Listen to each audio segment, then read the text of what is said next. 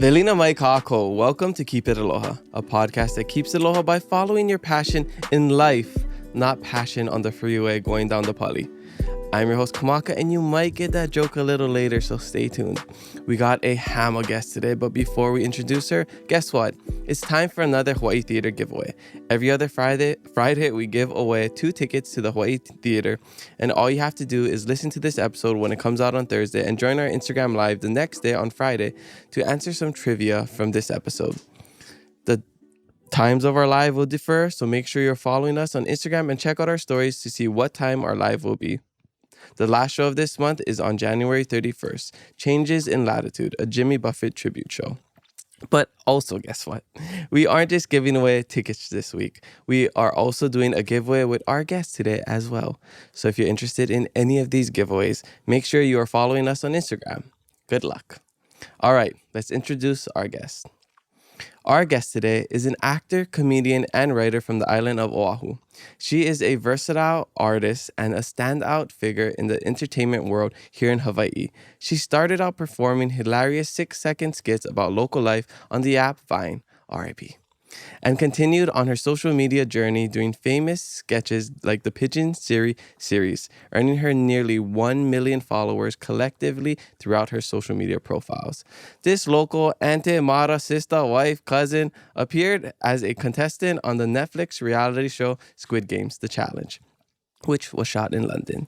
She is one of the best Hawaii has ever produced, and I am so stoked to talk stories with her today. Her name is Pashyn Santos. Aloha, Pashyn. Welcome to the Keep It Low podcast. How you doing? Oh my gosh, I'm so glad I'm finally here. Yeah, we made it work. And it's funny because I don't know if people were following me or you 5 years ago, but we actually did a little interview 5 years ago. Yep, we During did. the pandemic, I started this show on Instagram Live called Social Medium, and I think I did about 5-6 episodes with just local people. I think I had Malika Dudley, I had Kwa'o Zane, Yeah. I had you. And the cool thing about that thing that we did to Social Medium was during the pandemic, I was doing my Race to 50K where I was doing a lot of odd jobs. So I connected with a lot of people, a lot of businesses. And one of the businesses we connected with is a business in Hilo called Cupcakes Boom. Yes. I don't know if you've ever been to Hilo and you tried it yet. I have not. You haven't yet. No. So every episode, Nikki, shout out to Nikki, she would give me a 4-pack of cupcakes to give to the guests that were on the show. So I think on the episode, I promised that I would get you cupcakes because you were on Oahu. I was in Hilo. I couldn't physically get you the cupcakes. So because I've read the 4 Agreements, and it's one of my favorite books, and one of the agreements is to be impeccable with your word. Oh, I okay, said that yes. I would get you cupcakes whenever I see you next in person. So with the help of some people From Hilo. shout out to Tasha and Cassie, I got cupcakes from Cupcakes. Oh my God. And they're gorgeous. Oh, they are more than just gorgeous. They are so ono. So I'm going to give it to you. I don't know if you want to eat it after, if you want to do a little mukbang here on the podcast, but she also gave us chantilly brownie. So here's for you. Oh my gosh, I love that. To help with Thank your you. New Year's resolutions, you Yep. know. I think most common New Year's resolution is to eat more cupcakes. carbs. Yeah, Yeah. eat more carbs. So Yep. I hope that helps. Can I put them on the table? Yeah, you can put them on the Shout table. out. Cupcake boom. Cupcakes, Kanani. boom. Yeah. I love that. Yeah. I'm so you. happy I made it work. I put out the call on Instagram saying that I need help, and people came through. I know, isn't Hawaii so amazing how you can just ask for help on social media and people come through? I love our people. Yeah. Yeah. It's so awesome. But just wanted to get that out of the way. And before we get into your whole life story, because I recently saw this on your Instagram, you did a video where you did some affirmations. Mm-hmm. Right? Did you memorize that? Could you say it off the top of your head? Let me see. I am healthy, I am wealthy, I am loved and seen. I'm attracting an abundance of the greatest things. Gratitude leads to blessings. What you sow, you reap. So keep planting those seeds. Something. Wait, I have it. And my book you will read. Yeah, and my book you'll read. I just thought it'd be cool to start off the show with that. I have it if you want me to. Yeah, do it. It was so good. Because not only is she an actor, writer, comedian. She's also a rapper. She got bars. Oh, well, thank you. I believe in like repetitive telling yourself really good things. And so yeah, I wrote this so that other people can also apply it if they hadn't written their own. So here it goes like this. I am healthy, I am wealthy, I am loved and seen. I'm attracting an abundance of the greatest things. Gratitude leads to blessings. What you sow, you reap. So keep planting those seeds and you will have your feast to the east. We greet the sun, shine bright, give life. Your time has come. E ala e. Put your hand in the dirt because you get more lucky when you put in the work. Stay rooted through the winds and rain, bend and flex. Welcoming the change. Repeat this every day anew because the whole universe lies within you. So good. My favorite line was when you you get lucky when you put in work, or what was it? Yeah, you get more lucky when you put in the when you work. put in the work. So true. Put your hands in there. It's that huli kalima Exactly. ilalo. Yeah. I love it. Okay. Well, mahalo for starting off the show with that. I hope you guys memorize that. You say it every morning you wake up. Adopt it. It's good. And also go read the 4 Agreements. I love that book. It's one of my favorite books ever. There's the 5th Agreement, which I haven't read yet, but I didn't read that plan either. to get to it. Yeah. All right. So let's start at the beginning. Let's get to know your whole life story. Where are you from? Where are you grad? And what was it like growing up? You know, every time I think about this, I just want to make stuff up. You could. Nobody would know. The origin story. I like to say that I am raised by Hawaii because like a lot of kids, we grew up all over the place, probably needing the community. So I grew up with my aunties and uncles, with my granny and grandparents. And so I went to as many schools as there is grade levels. So that's at least, let's see, 1, 2, 3, 4, 5, 13. So at least up until the senior year. And I grew up on Big Island, Kauai, here on Oahu, but I graduated from Kahuku, and that is kind of where my family is mostly rooted, is in Hau'ula. So my origins is Hau'ula. Red Raiders. But I did go to Waianae as well. Oh, went to Kapolei, Kea'au. Before there was Thanos in Marvel collecting the Infinity Stones, Pashyn was collecting schools here in Hawaii. I was collecting mascots. Yeah, mascots. That's classic. So you ended up graduating from Kahuku, but what was high school? What was growing up like? If you ask any of my classmates, they're going to be like, I had no idea that she was going to be a social media creator because I was so shy. I was a theater kid. I grew up in theater, but I was also very like reserved. You're the tree in the background. Kind of, yeah. And I would hang out with a lot of like the girls or guys that was loud and bold. But I very much loved to just observe.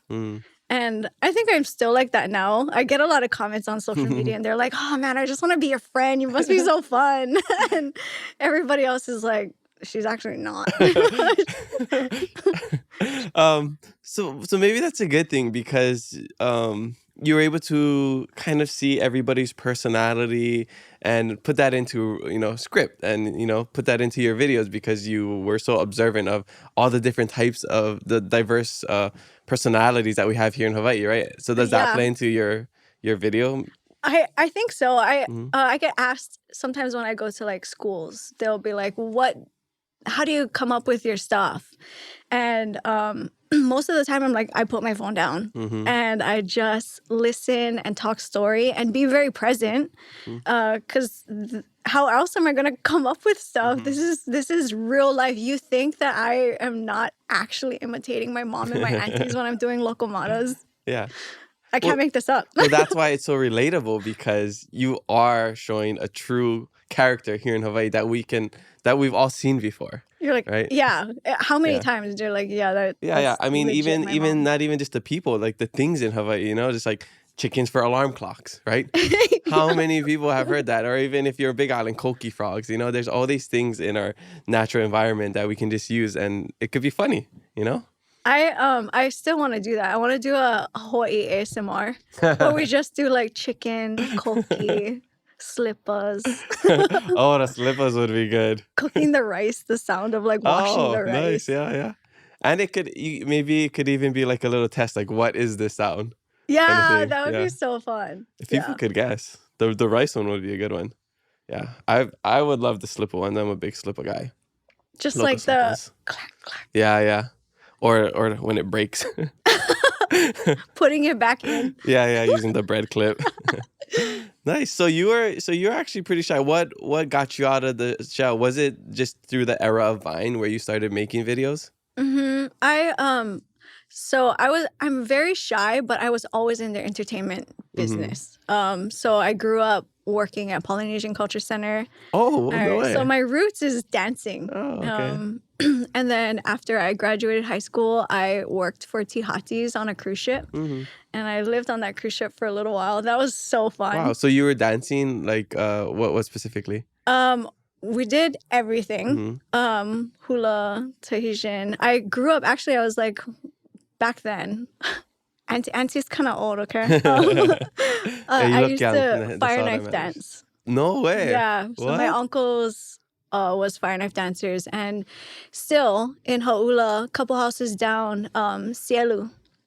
Chief Sielu, if anybody, he's an icon in the fire knife industry. But yeah, he also taught me how to fire knife. So wow. And then I grew up and I was like, oh, I don't want to burn off my hair. So I stopped. But yeah, I did a little bit of everything. Wow. At Polynesian Culture Center, they categorize it as Hamata and Tofisa. So Hawaii, Maori, Tahiti, and then Tonga, Fiji, Samoa. Okay. So you always had this entertainer inside of you. Yeah? I would say so. And then being a theater girl, I also always wanted to act, but I didn't want to move away. I felt so much kuleana here, especially being the oldest of my siblings. And so when social media became this platform, I was like, oh my gosh, why not? I'm going to take this opportunity. And really, all I wanted to do with Vine specifically, my granny, which was, I'm sure in many other families, the matriarch of our home, our entire ohana, and she passed away. And so this was at a time when Vine was brand new. And while all the siblings, so my uncles and aunties and my mom was planning her funeral or her ho'oleva, all the cousins was sitting around and watching these Vines. And I saw them cracking up. And it was everything from like local comedy to worldwide stuff. And I saw that and I was like, look at this joy that can be brought to somebody in 6 seconds. And at such a pivotal time. And so I was like, I want to do that. I want to make people smile. And you did. And I did it just to like connect with my cousins at the time. And then turns out it was very relatable. Everybody's mom was like that too. Yeah. It was cool because that was kind of during the inception of social media. I think Instagram came out around that time. Yeah. Vine was probably what, like 2011, 2012? Yeah. Maybe a little I think later. I think around 2011. Yeah, because 2011 was Instagram, I think. Yeah. Yeah. And it was just so fun, you know, even if you weren't trying to become well, I mean, I don't think anybody was trying to become a social media star because that title never existed. Yeah, it didn't. I mean, there was YouTubers at the time, yeah. But there wasn't like an influencer or whatever. Yeah. So we were posting out of pure passion, you know, pure just enjoyment, right? I remember just posting, you know, me and my friends just doing whatever, you know, and it wasn't about going viral or nothing. It was just about documenting your life. Yeah, it was any kind. And Vine taught me so much because you had to capture someone's attention and you had 6 seconds to do it. And people knew in 2. They were like, they would swipe up in 2 seconds, whether or not they liked your video or not. And so you had to create something so engaging, so quick.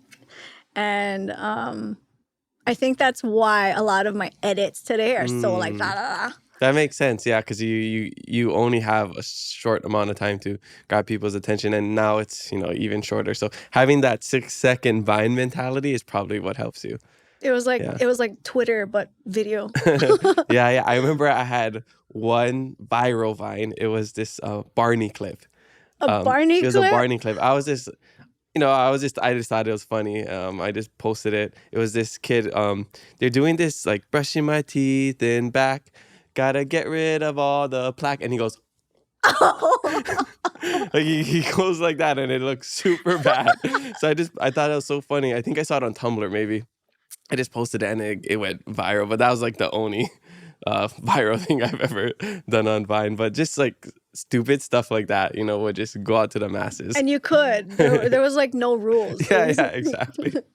Yeah. So you kept doing the Vine. You also met a lot of people through that time, right? A lot of different creators. I remember there was like few creators, maybe like 3 or 4 like of the OGs. It was I remember Russell, Shane, that guy Bronson, right? The Lethal Giggles crew. Is that what it is? Yeah. And a couple. Was Zave on Vine at that time? No, he was more Instagram. I remember him from Instagram. Okay, Instagram. Yeah. Okay, yeah. So I remember you guys, and then I remember the whole 808 viral kind of started from that time. So. Just good times growing up. Yeah, the kids these days, they don't know. Good fun. I know. Yeah, like the old school 808 viral was pretty crazy too. We would do a lot of like the most random stuff, and I think that it was just like whether we were making up our own things or doing local takes on what like really big YouTube platforms were doing. It was so fun. Yeah, I love the old YouTube days, the old Vine days, the old Instagram days because nothing was monetized during that time. Yep. So you're just doing it for fun, just to collaborate. Now it gets a little bit tricky when you have business involved and we get older and we need to make money, right? We need to make a living. But a lot of, because I grew up with YouTube, from the Ryan Higa to the Wong Fus to the, Jenna Marbles, all of that, And you'd see all these cross-collab videos, and that's how it was earlier. Now it's a little bit tricky because we have agents, we have these rates that we have to ambassadorships. I can't do your thing because it gets really tricky, and it's fair. Like I understand it because even us, we can't just be doing all kind of things for free anymore, right? But yeah, we got bills, man. Yeah, we got bills. We live in Kaka. We live in town. Yeah, I mean we live in Hawaii in general. Yeah, in general. I said we live in cut that out, Jordan. It's fine. It's a pretty find us. Find us, yeah. Okay. So once the Vine ended, were you already on Instagram? Did you already convert? Were you doing 2 at the same time? So if we kind of rewind back a little bit, I got started on YouTube. And I was originally doing YouTube videos, but I was like a tech geek. Oh, that's what you said when we did the social media. Yep. I remember that now. I totally forgot. And I was like the super nerdy girl teaching people how to like jailbreak their iPhones. Yes, and I did a lot of tech reviews. And shout out to my boy Marcus. He has a huge YouTube following now. And incredible stuff. But yeah, I was doing tech stuff. That was like the world that I was in at first. And it wasn't until Vine that I switched over to like content comedy and all of that kind of stuff. So if we went back to YouTube and we typed in Pashyn, could we find those old videos? Did you take them down? Some of them, yeah. I took down a lot. Okay, guys, you have to do your internet magic and go dig up those old videos. I was like, holy cringe. Hey, but then it gave you practice to be in front of the camera and to, be talking to a camera and all of that. So it did. Yeah. And you know what? You don't have to. Sometimes just practice is all you need. Exactly. How big was your following when you were doing those tech videos? Maybe like 5,000. Oh, okay. That's pretty solid for back then. It was really good back then. Yeah. But I was also a part of like a tech community of people, and like probably people would recognize like iJustine. She's huge as well. But we were all a part of this community that would push each other's videos as well. Cool. But yeah. Yeah, I probably could find some of it then. How into tech are you right now? I'm such a nerd. Okay, so it hasn't changed. You just don't make videos about it. No. Yeah. Okay. Yeah.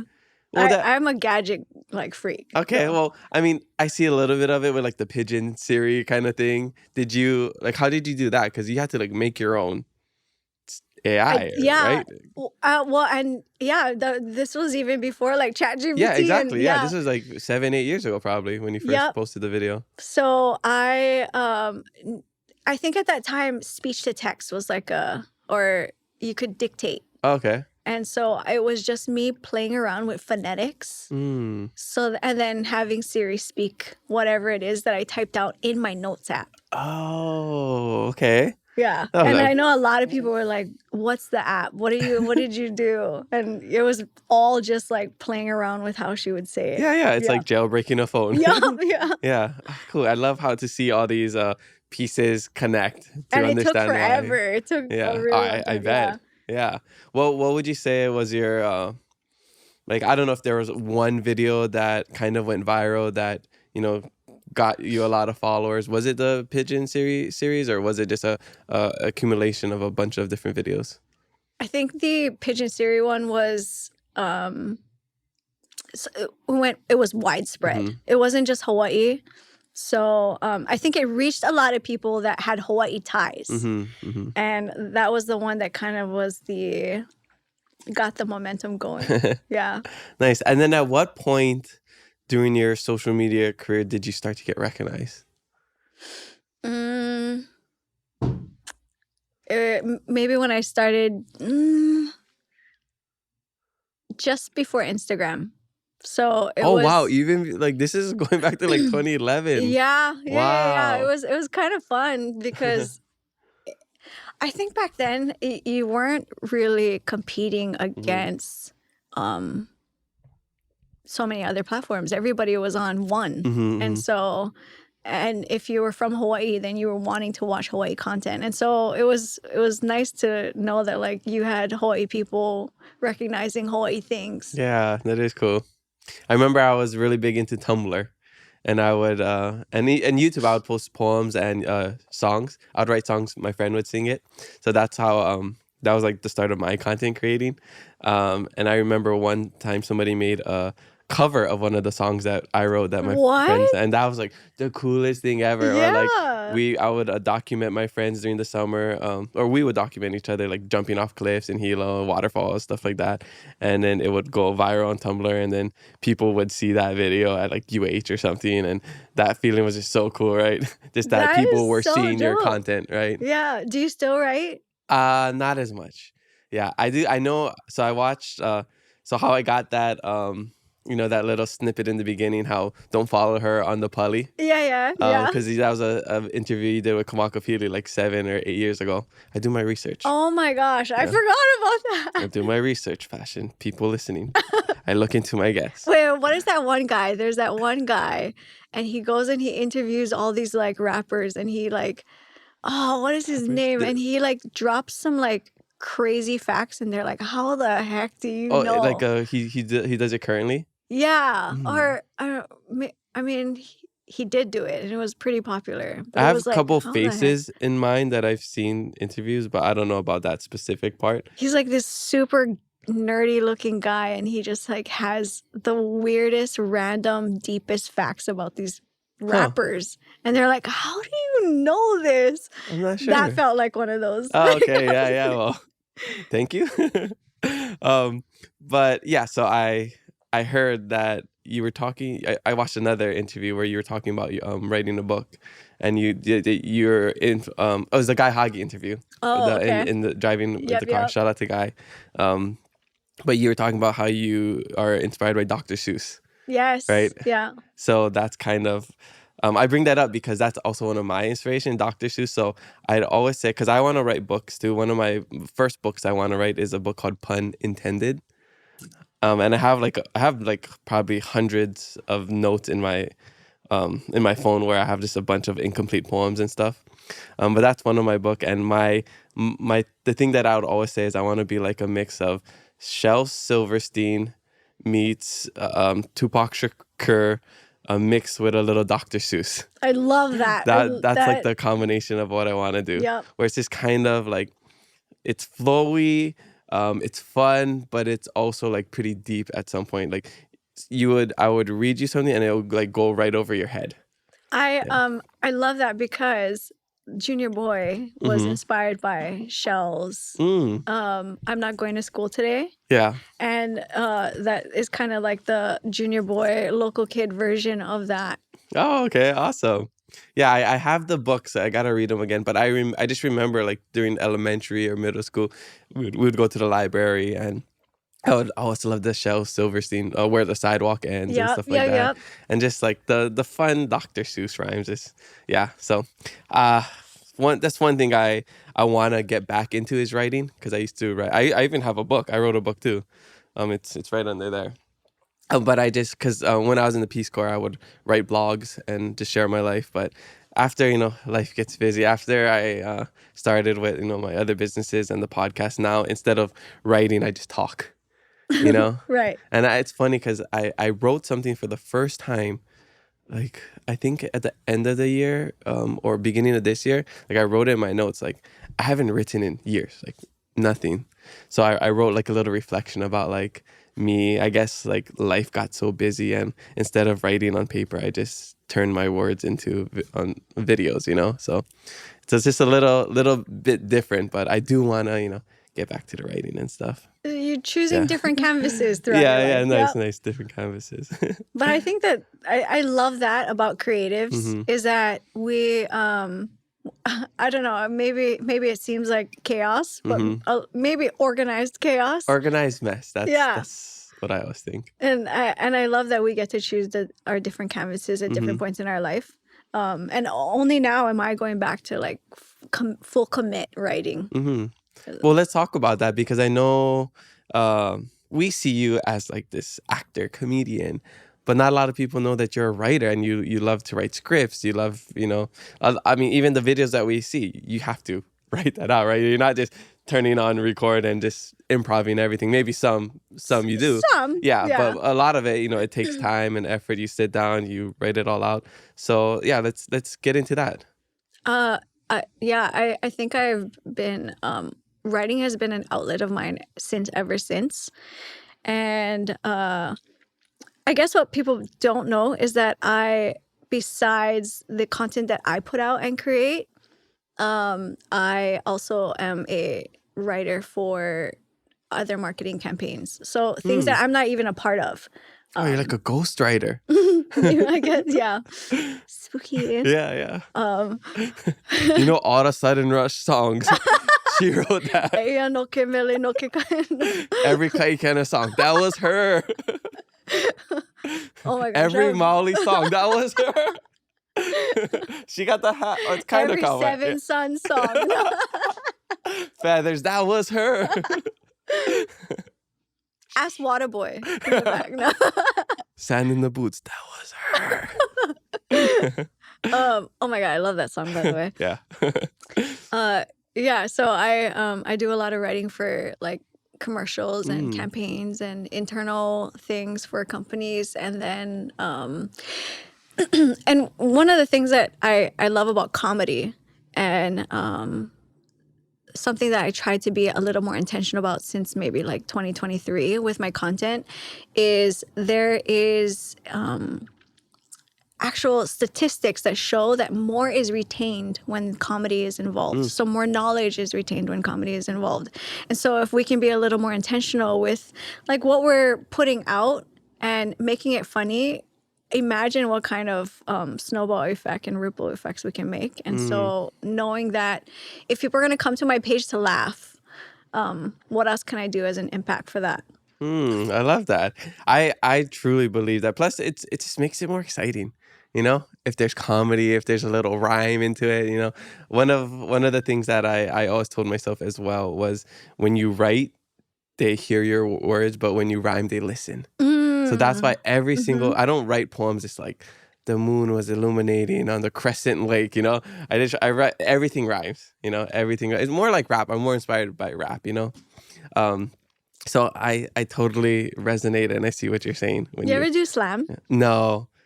People have always told me to do that, but I don't like the theatrical part of it. Yeah. I'm pretty chill and I'm not very like I'm not like an emotional guy where I'm just like Mm. doing that. So maybe I have like shared for like, I don't know if you have like little talent shows or something for a group of people, like you know, you were on the Squid Games, maybe, you know, the people hang out at the Right. hotel. Yeah, yeah, When yeah, I yeah. was on We Are Family, we did a little like talent show in our hotel, and That's I fun. did, my talent was saying a poem while catching grapes in my mouth. Oh, You know, so I have these little weird talents. But no, I just, yeah, I'm not into like the slam poetry scene. That's why I would just post them on YouTube. okay. Yeah, or Instagram. But Yeah, yeah. yeah. And you know what? I think that's why I like making videos too, is that Mhm. the camera is so forgiving. Yeah, you can do a couple of takes. Yeah. But yeah, so I'm writing a lot, and this year I am focused on finishing a script that I think will be great. I wanna include a little bit of Hawaii ties into it, but I think that this is one of those impactful things. It's gonna include moms, Okay. and I don't know. I don't know how much I should speak about it. Maybe I should. Okay, so Yeah, this is the time. I was one one day my dad, who was a part of Local 3 union, they were having like a union party, and he's like, hey, we need an MC. And I don't normally MC anything, but I was like, oh, it's for my dad, so okay. And so I was emceeing this union party, and I was looking around, and all the bradas was having a blast, right? And then I see all these moms and taking care of the kids or whatever it was. And you know, this is their party, so it's awesome that the guys get to interact and kind of let loose outside of what probably is a pretty stressful job. Mm-hmm. But I was like, you know what we should do? We should form a Maras union. And honestly, like as we think about it more today, how much moms would benefit from having a union and having some benefits that they would normally not get, and yet they put in just as much work, if not more, than anybody else. I mean, they're working 24/7. They eat only after their client eats. I mean, there's a whole list. And so yeah, this is going to be a movie about a group of moms who's just sick of it, and they are going to form a union. Was this inspired also because you became a mother? Um, a little, but I think I have a little more help than most Oh, okay. women get. But I do see how we need all the help we can get. And, Yeah. and this is why there's sayings like it takes a village, and now I know why I went all over the place, because I was probably such a hardhead growing up. Okay, so what do you need to make the script happen to produce this movie? Like what are the obstacles that are standing in the way? I don't, sometimes it's just like I suffer from writer's block. Because I want it to be good. And I think that one of the things that I was watching this interview on, I think it was The Simpsons, and they're like, if you go back and you look at season 1, episode 1 of The Simpsons, it's horrible. Because there's so many times where we look at all the obstacles and the roadblocks, and we don't just do it and learn as we go. And so that might be actually my downfall, is that I'm very action oriented, and I do. And then I go back and I watch something and I'm like, oh my gosh, there's typos and I could have done it better. But at least you did it. But I did it. Yeah, and it's all you learn as you go. Yeah. But also this is like such a big thing for me, and I want it to be big. And so because of that, I find myself being very self-critical. And so because of that, writer's block, and I'm like, I don't know what to write now. So how much of the script is complete? I'll say about a third. Okay. Which is not bad. Yeah. Yeah. When did you start it? Last October. Last October? Yeah. Okay. Have you written anything else that's already out that we could watch? Or mainly just your videos? Just, yeah, mostly just the videos. Okay, nice. And then so on the opposite end of that, have you done a lot of acting too, or is something that you're trying to pursue as well? I told myself this year I'm going to audition more. Okay. I've done a few like shorts, and there's a film out called Rocket Club. That was it's a good one, and it's Okay. on Amazon if anybody wants to watch it. I Okay. think it's streaming on Amazon Prime. And then we did a couple things for HIF. Okay. Which I don't even know where that is. Like some of those HIF stuff, it's so good, and then we can't find it anywhere. Yeah, that's how it goes. Yeah, but it's so fun, and I think that it's one of those things where once I'm on set and doing the thing, I find so much joy in it, and I'm like, oh my God, this is what I meant to do. All right, so and I feel like doing more acting too will get you into the door and meet a lot of other writers and producers and stuff, and it could all be beneficial to your script, right? Yeah, Yeah. Actually, I've met so many people, mostly on set, and I've learned so much on set. It's wild how much talent goes on behind the camera. And so High Rescue Surf, it used to be called Kinui Road. Yeah, so we just had Kikoa, Okay. Kikumano. Yeah. His episode was 2 episodes ago. Okay. So he told me the whole story. I had no idea. Yep. Yeah. And we filmed that. You were part of that pilot. Yep. Oh, okay. I was gonna make a joke about that's why you didn't audition, so that's why we don't see you in the show. But I guess you were in the pilot. And that one was so much more drama heavy. And like local stories. And so I was a counselor, like the school counselor. Oh, okay. And actually that was such a fun thing because I graduated from Kahuku and we filmed it at Kahuku High School. Yeah. And I was like a counselor at Kahuku High That's School. so cool. I was like, look at me back in my alma mater, but working. Well, hopefully season 2, Rescue High Surf, we'll see you. Yeah. Kahuku counselor. I'm auditioned for that. Yeah. Yeah, I told Kikoa too, but they wanted me to audition for one of the roles on that show as well, for that guy, the role of Kainalu. Oh, okay. The guy that Alex is playing. Yep. Yeah, and it's funny because I said this, like, we basically have like the same haircut. Not right now, but usually I'm just like a buzz cut. So every time I see him from the back, I'm just like, it looks like me. Look at that mirror. Yeah.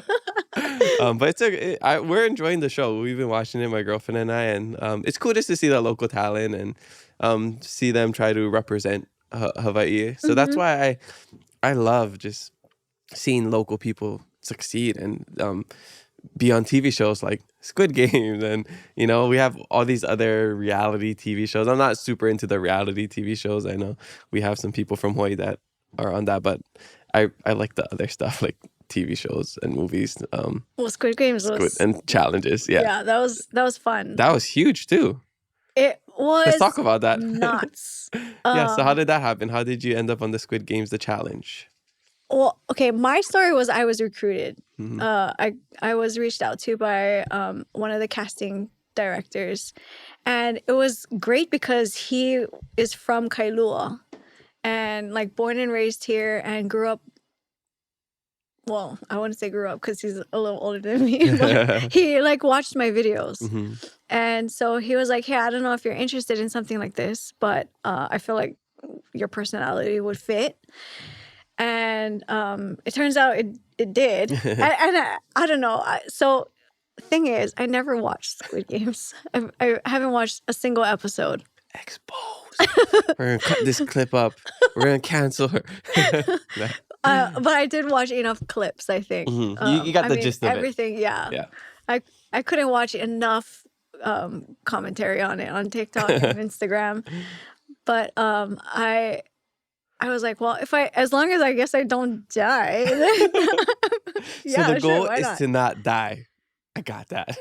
and he was like, this is going to be the biggest prize like ever in game show history. So there was 486 of us, and each one of us was worth in this game show $10,000. And so $4.86 million was on the line.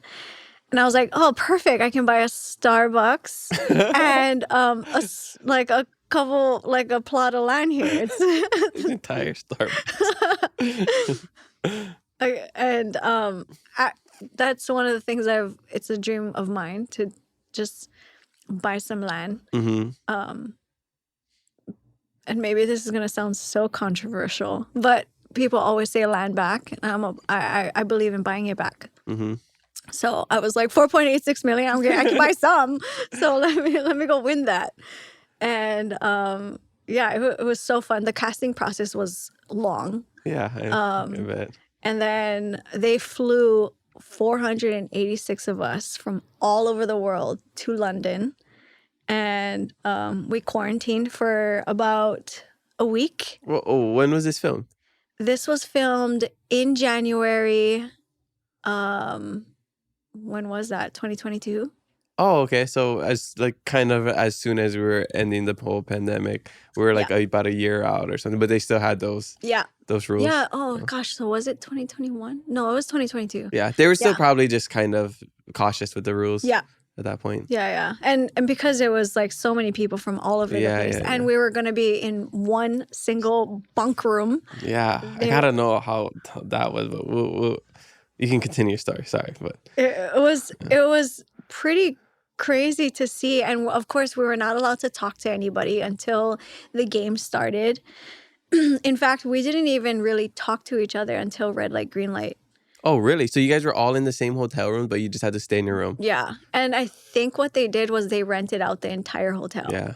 And so we had security on every floor, around every corner, making sure that people were not talking story with each other, making sure that people were not sneaking in each other's rooms, which is how some people got eliminated right away.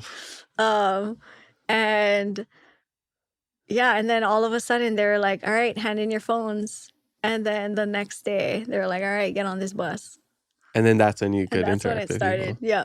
Wow. So you guys walk into, I don't know, the studio or whatever, and the first thing is just the red light, green light? Yeah. And it was, let me just say, I grew up here, and so I'm not used to cold. Like cold. London, yeah. Cold for me is like, I don't know, 60. Yeah, 60. It was 27 degrees. Oh. And we were in an like an abandoned airplane hangar. And they converted that entire hangar into the red light, green light set. So it feels like a cave. No central heating. It was freezing. Yeah. And all we had on was these damn tracksuits. Yeah. So they, for a little while, right before, when they were like miking everybody up and putting those like squid ink, the thing that explodes, burst things on us, we all had like hand warmers, and we were still, it was freezing still, and so which made it even harder to stand still when they were like freeze. Yeah. So yeah, we get there and I'm freezing my hole off and it's 27 degrees and I lose my voice that day. I think it's just dehydration and it was freezing cold. And so one too many chihus. And actually what most people don't know is that it took, I think, close to 14 hours to film that. What? Mm-hmm. You guys were out there for 14 hours? Yep. 14 hours. And in the red light, green light set for probably close to 8. Freezing for like 40 minutes at a time. Yeah. So I watched your BTS with Ali when you guys were talking about it on the news where it's like, it's 5 minutes to get across, but like you would have to stay still for like 30 minutes because they got to check. Yeah. So it was just that for, I don't know, like 10 rounds. Yeah. Yep. And every time you had to stay still, they took about like 30 to 40 minutes. And so what if you were, like you stay still or you were still when it turned around and like you just had to, I don't know, adjust or like that one girl was in a squatting position, like. Wrong move. So even if you were still and you weren't still for another 30, 40 minutes while they were checking, you were out. You're out. That sucks. Which was part of it. So after like the first 2 rounds, we were like, okay, we gotta make sure you're comfortable. Yeah, I saw people lying on the ground. Is that why? Yeah, they were like, okay, well, at least I can lie down. Yeah, which actually turned out to be devastating for like a lot of people because you are now freezing cold on the ground, hard to get up. Yeah. And then when you finally build momentum to get up, and then they say freeze, you can't stop fast enough. Yeah. So, But you and Ali made it through the first round. which was so awesome. Yeah, I'm so glad. it's nice to not lose in the first round, right? And if you ask anybody from the show what the hardest game was, they'll say that. That one for sure. Yeah, because we were so cold and it took so long and it was late. And so because of that, I look at Ali a little different. I'm like, you guys think you see this cute little Miss Hawaii, and yet she is a damn hammer. Like, that was not easy. Oh, that's awesome.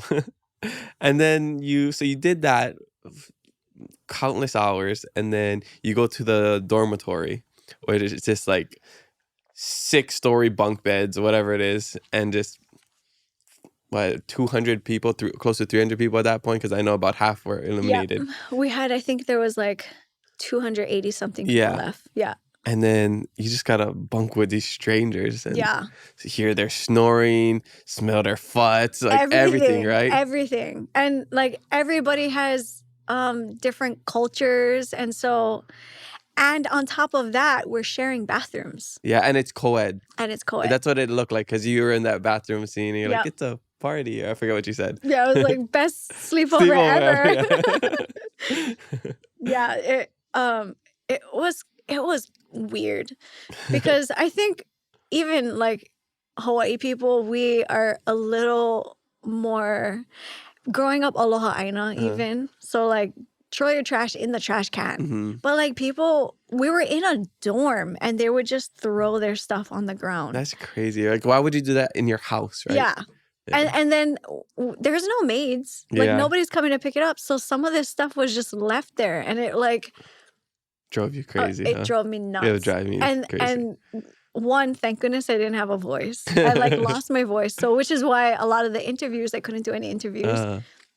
But also probably would have got it wouldn't have been good for social game. Yeah, because I would have said something. Like, so how did you find your crew? Because I saw you in a couple of scenes with just some of the people sitting down, and what made you gravitate towards certain people? So right away, Ali and I established that we're both from Hawaii. We knew a lot of the same people, but we never knew each other. But what we wanted to do was make sure we're like, okay, I got you, you got me. We're titas. We don't have to hang out. Yeah. In fact, it might be better that we don't for social game. Have different alliances and stuff. And so we knew that we were always going to catch each other's back. And so because of that, we would come together every so often. And we were in that dorm between red light, green light, and the cookie game was 3 days. What? Yeah. So wow. A lot happened. There's a lot of footage that I would love to see. 3 days, and you're just living there with people. Yeah. And there was some really fun things that happened in the dorm that never made it. Like, because at some point you just get, it's boring. You gotta just play games and talk with people, right? And so I remember everyone going to the bathrooms, and there was these drawers that had like underwears for everyone, or like socks. It was socks and underwears that you could change out of. But those tracksuits you kept the whole time, which some people, it was like, dude, wear deodorant. Were there showers? Yes, there was. But then some people don't even shower. Yeah, it's like, that's how people are. Yeah. So I remember at one point people taking off all their tracksuit tops, stringing it together from bunk to bunk. So it was like a volleyball net. And then they made a volleyball out of like a bunch of socks and panties. Way, that's awesome. And then they were just like playing volleyball. And then they would play like Duck Duck Goose, or we had a couple parkour guys. So they were doing some really fun, cool things until we'd get in trouble for all of that stuff. That's awesome though, keeping you guys occupied. I mean, what else? There's no board games, no you can't bring anything in. Yeah. So, I mean, it was also just a lot of conspiracy theories or conspiring. Yeah. We're like, when is the social game going to come in? And when do we actually like create alliances? We don't know. Dang. But the people that I gravitated to it was mostly because I was just around that group Just of the people proximity. for red light, green light. And so the beekeeper, the old man, and my friend Steven, the guy with the mullet, who became like a pretty cool duo. They were like my boys. Okay. Yeah. I only watched up to the episode where you and Ali were eliminated. So I got to finish the rest of it. So unfortunate because you got the umbrella. we both got the umbrella. That was such a bummer. And when I came back, everybody was like, why didn't you watch the show? Because if you knew, then you would know that like even in Asian or Korean culture, 4 is like bad luck. Yeah. And I didn't know that. So Ali and I was in the 4th line. Did you know you were in the same line? Well, I was originally with my friend Steven. And then Ali was like, come. Ali, it's not Ali's fault. Ali, next time we see you. And then of course we didn't know what we were gonna get until there was like a whole twist on that game. Yeah, and then they had to choose, and that one, oh my gosh, he was like the crybaby boy. Vomit. Like, I was like, geez, like relax. Chill. He got his screen time. I know he did. Yeah, I don't know if that was good screen time. You know how they said like any publicity isn't bad publicity? I think that was very bad publicity. And man, I was like, where is my local bradas when I need them? Because like, if you talk about never backing down, like I know. In fact, I was like, oh, it's unfortunate that I'm so far behind the line because I was like, I'd give it up. Yeah, so you'd lose just to not choose the umbrella. I mean, I would hope that like they would call my bluff or they would go and pick something else. But I was ready. I was like, listen, I mostly you guys are gonna spend this winning money on visiting where I already live. So I get a free trip to Hawaii. That's a good mindset. Yeah, I was when I was watching that, I was thinking, what would I do?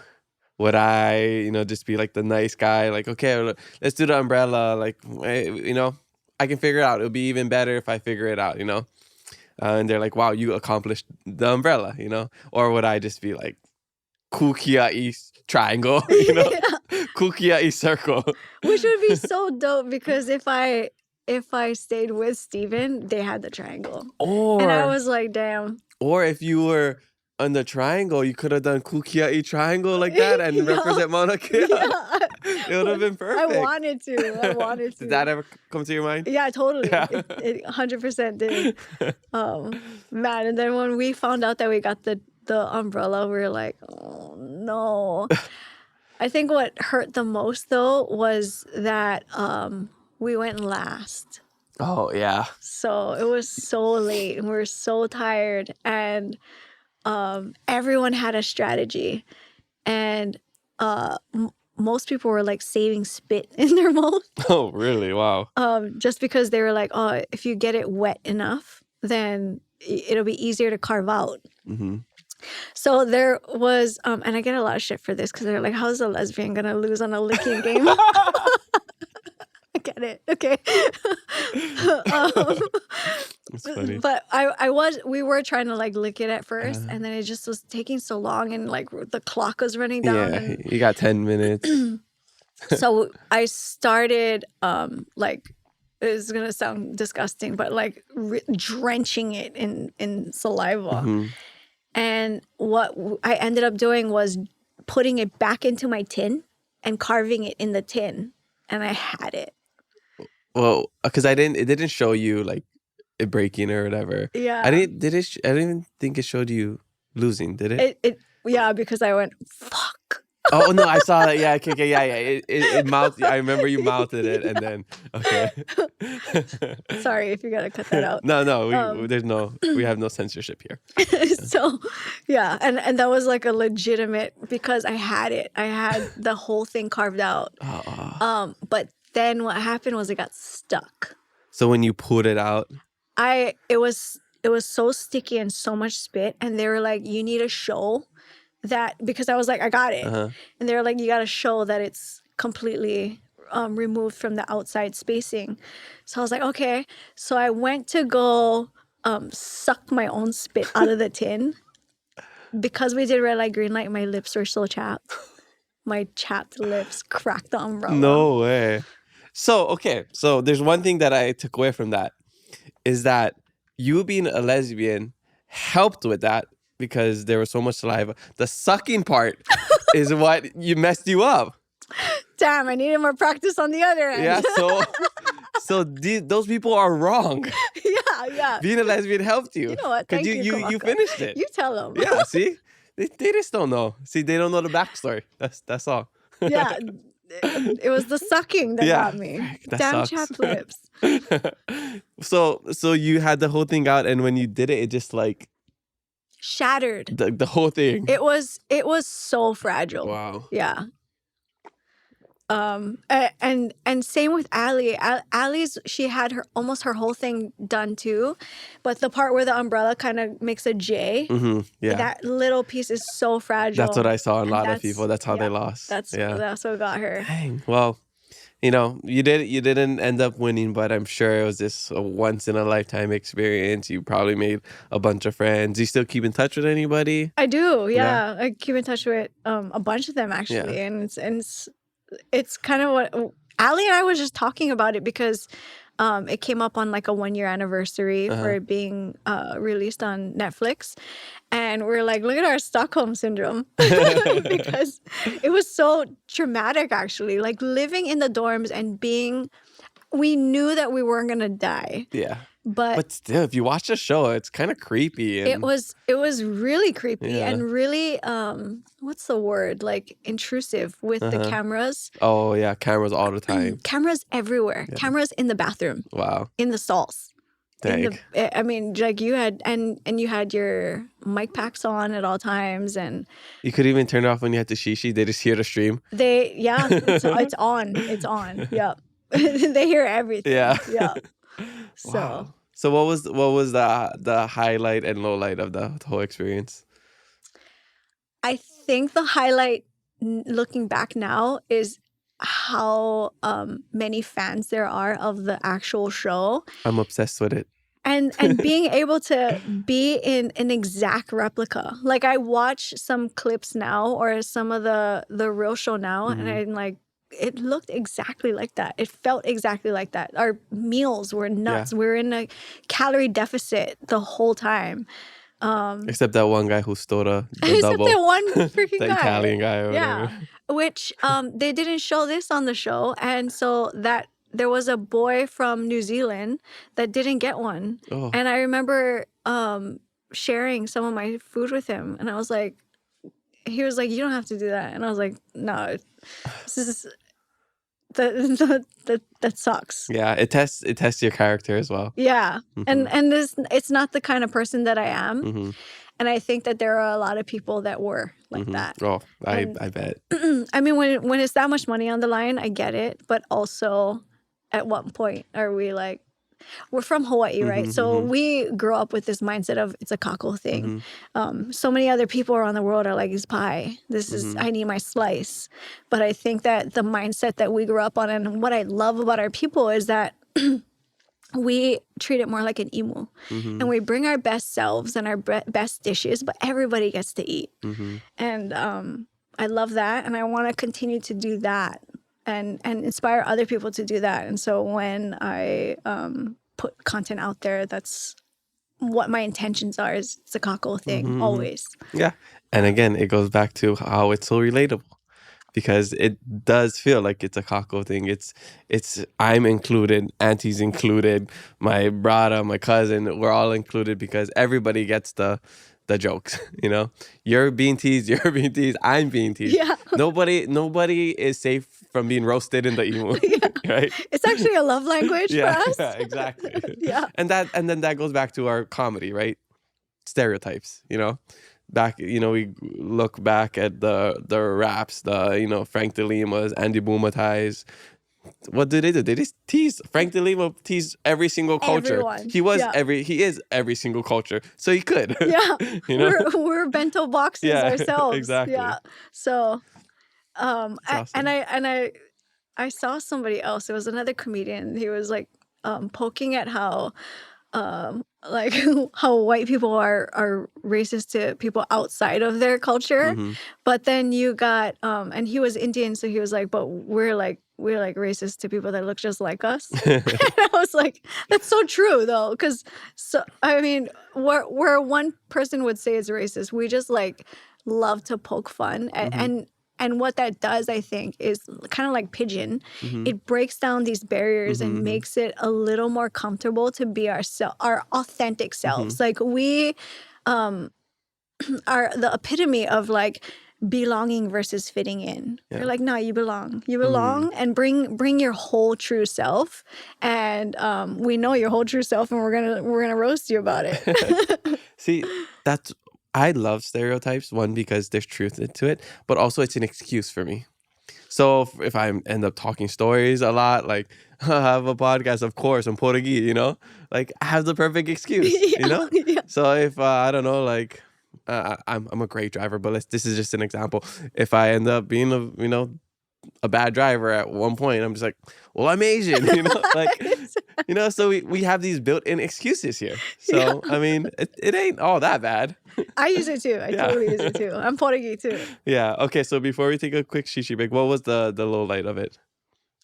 The low light of it was probably seeing how nasty people can be. And I don't mean like leaving their opala any kind of place, but just like knowing that they are so in it for the money that they were literally looking at people as they were just like 10,000. Yeah. And so they were like, I just need to get this person out next. That's another 10,000 that's going in this piggy bank. And it's hard to see. Totally. Like I get the mentality of being competitive. This game show. Yeah. But like you said, hard. At what cost? Yeah. Yeah. And I think that's not the beauty. In one sense, it's the beauty. But what Squid Games was created for was to show that look at what people would do for money, like how desperate people would be for money. And in the real show, it's like people are literally dying, and people. It's just kind of people are unfazed by it. But it is real life. But it's real life. Yeah. Really like that. Exactly. And that's what it shows. Yeah. And the Squid Games, the challenge was almost like a sociological test, right? Of, our society and how they're going to react to money, games, whatever. And are they going to choose friendships and aloha, or are they going to choose money and greed, right? And it showed that. Yeah. Yeah. And it really did. Humans are really the parasites of this earth, right? It's so sad. Yeah. All right. Well, mahalo for sharing all of that. Let's take a quick shishi break and we'll be right back. With 0 alcohol, 0 carbs, and 0 calories. Kolea brings aloha in every bubble. All right. We're back from a quick shishi break. Mahalo to our drink sponsor, Kolea Sparkling Hop Water, for providing the best quality shishi of 2025. And some burps too, I gotta add. I'm not really used to drinking the sparkling water. So I love sparkling the burps water. just to come. How do you like this in the Kolea? Wait, everybody can listen. Ready? It's good. That means delicious in ASMR. Yeah. Yeah. So go check them out. They should be in stores. I don't know which ones, but they're in stores. All right, let's get into the social media fan questions presented by Kolea Hop Water. First question is from Finn_Catcher. Friend of the podcast, friend in real life. How's it, Wes? He's wondering, I guess he says, always wondered when you should call a wahine auntie. Is there an appropriate age?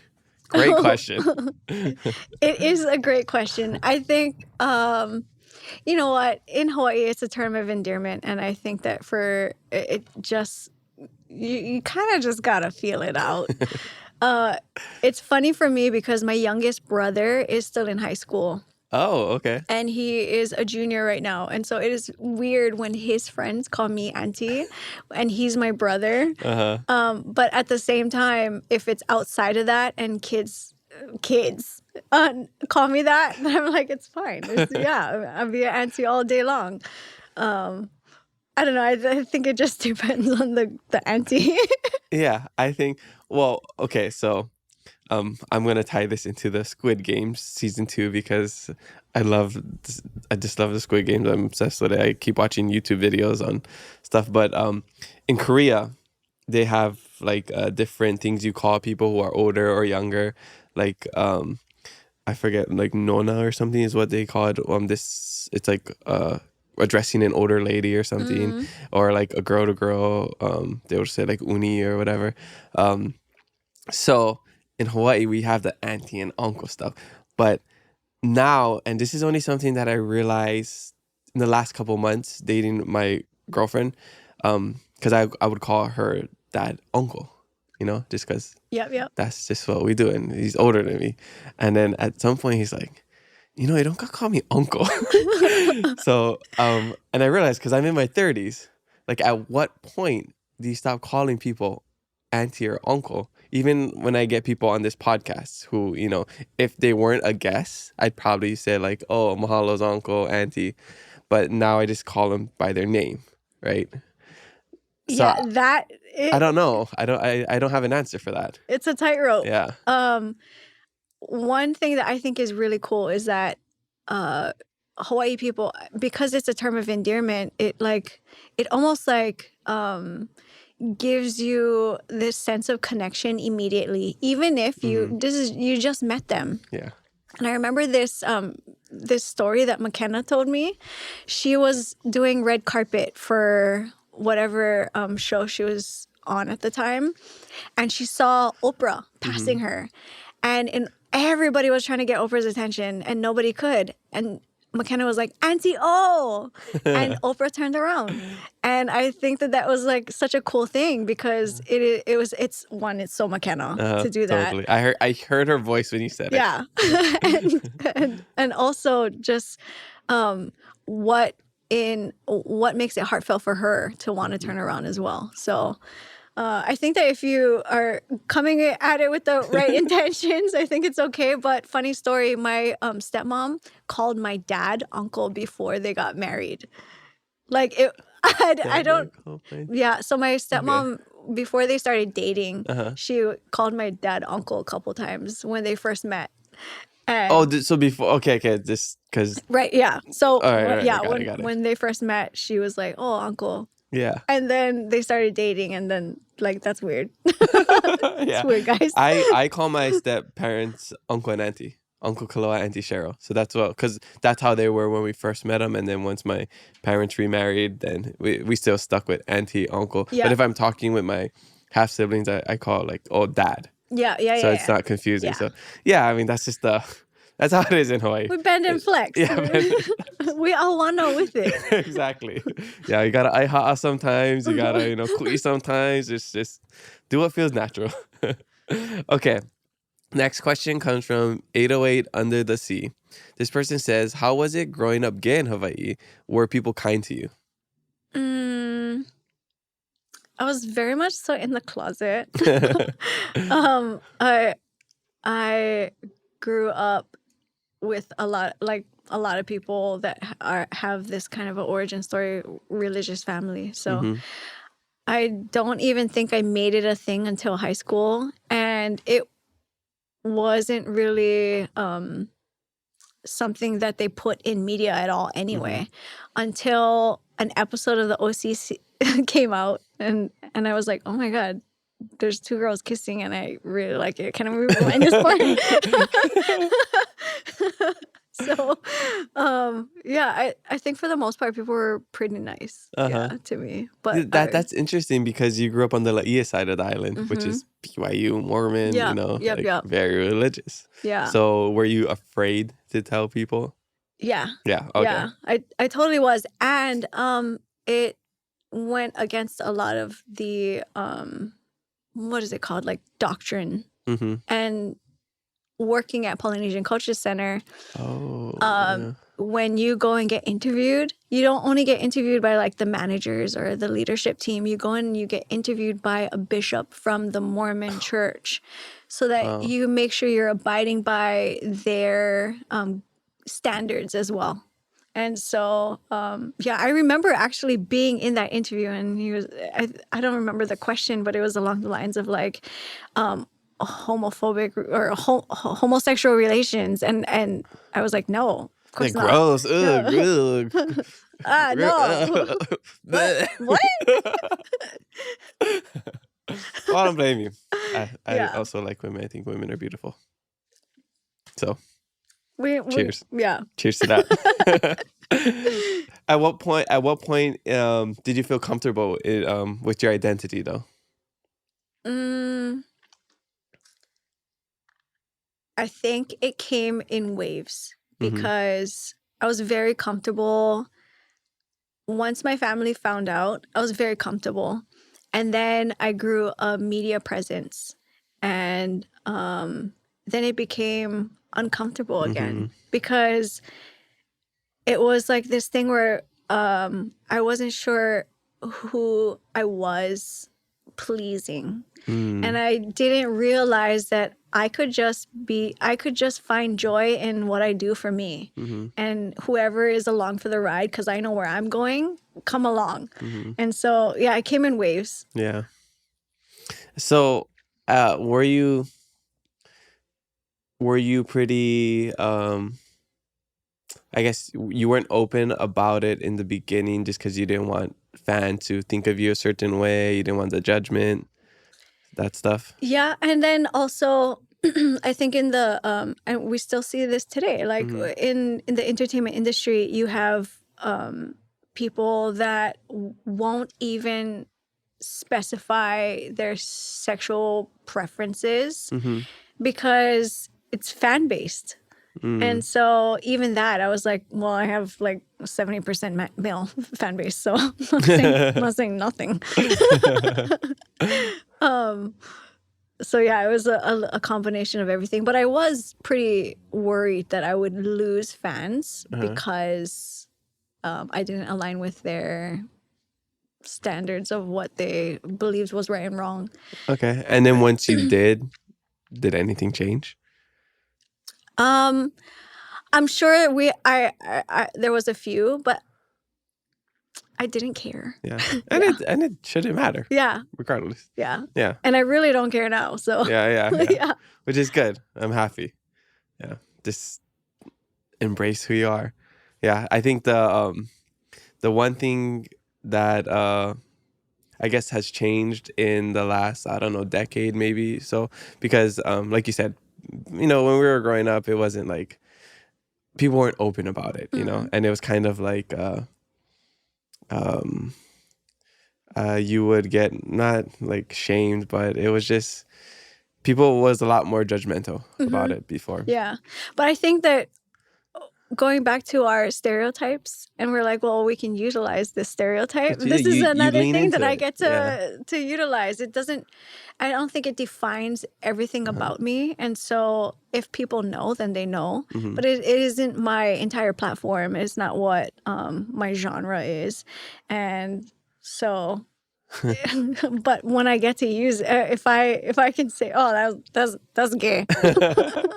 And you can say it. I can say it. It's like a black person being able to say the N-word.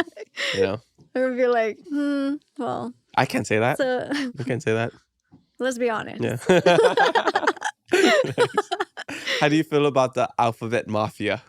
I caught that in one of your funny interviews. So funny what these younger generations are coming up with. Like alphabet mafia, Libidaqua was another one. What was another one? It was. This is a random one, but they're like, oh, if you're straight, then your default skins. Then Like you like a yeah, when you're gaming playing sports, yeah. reference is like a default. That's funny. Yeah. There seems to be letters added to that every single year. Yeah. Yeah. They own the alphabet. They own half of the mafia. at least Yeah. half of the Hawaiian alphabet.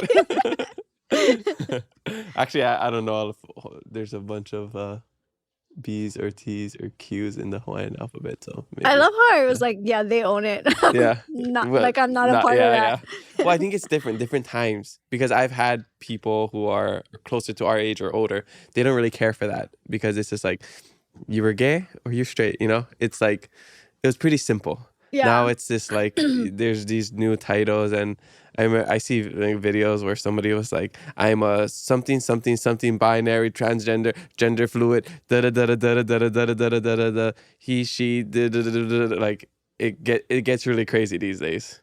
I'm Mahu. Simple for me. Did you have I feel like I remember seeing your bio before, and did you have like a joke about like my pronouns are like the kind or like hammer or was that you? I might have. I think it was you. It was like a.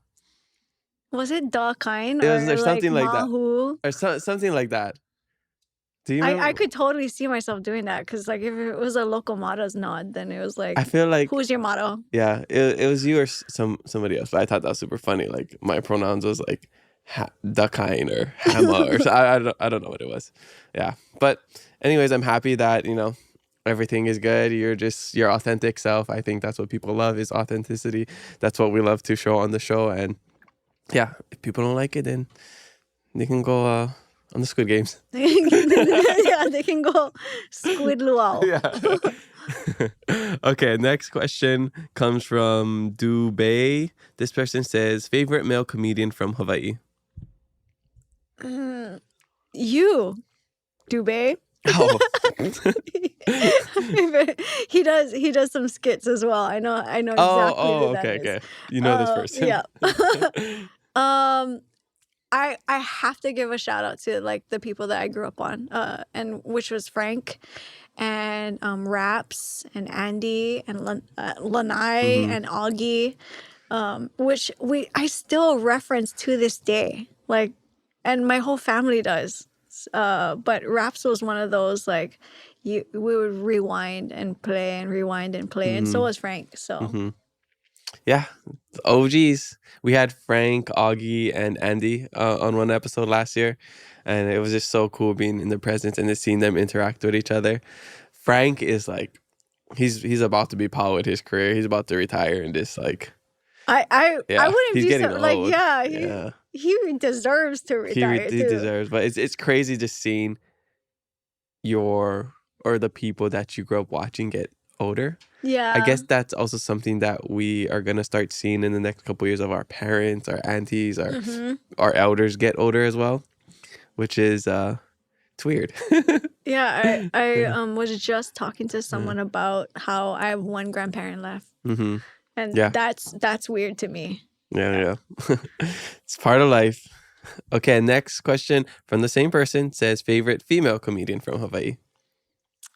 Ooh. Okay, one thing that I try not to do is consume too much. I like to put out content and then I consume in other ways because I feel like we are what we eat in so many ways. And so like it also is what we watch, what we listen to. And so I feel bad, but I don't really know any other comedians.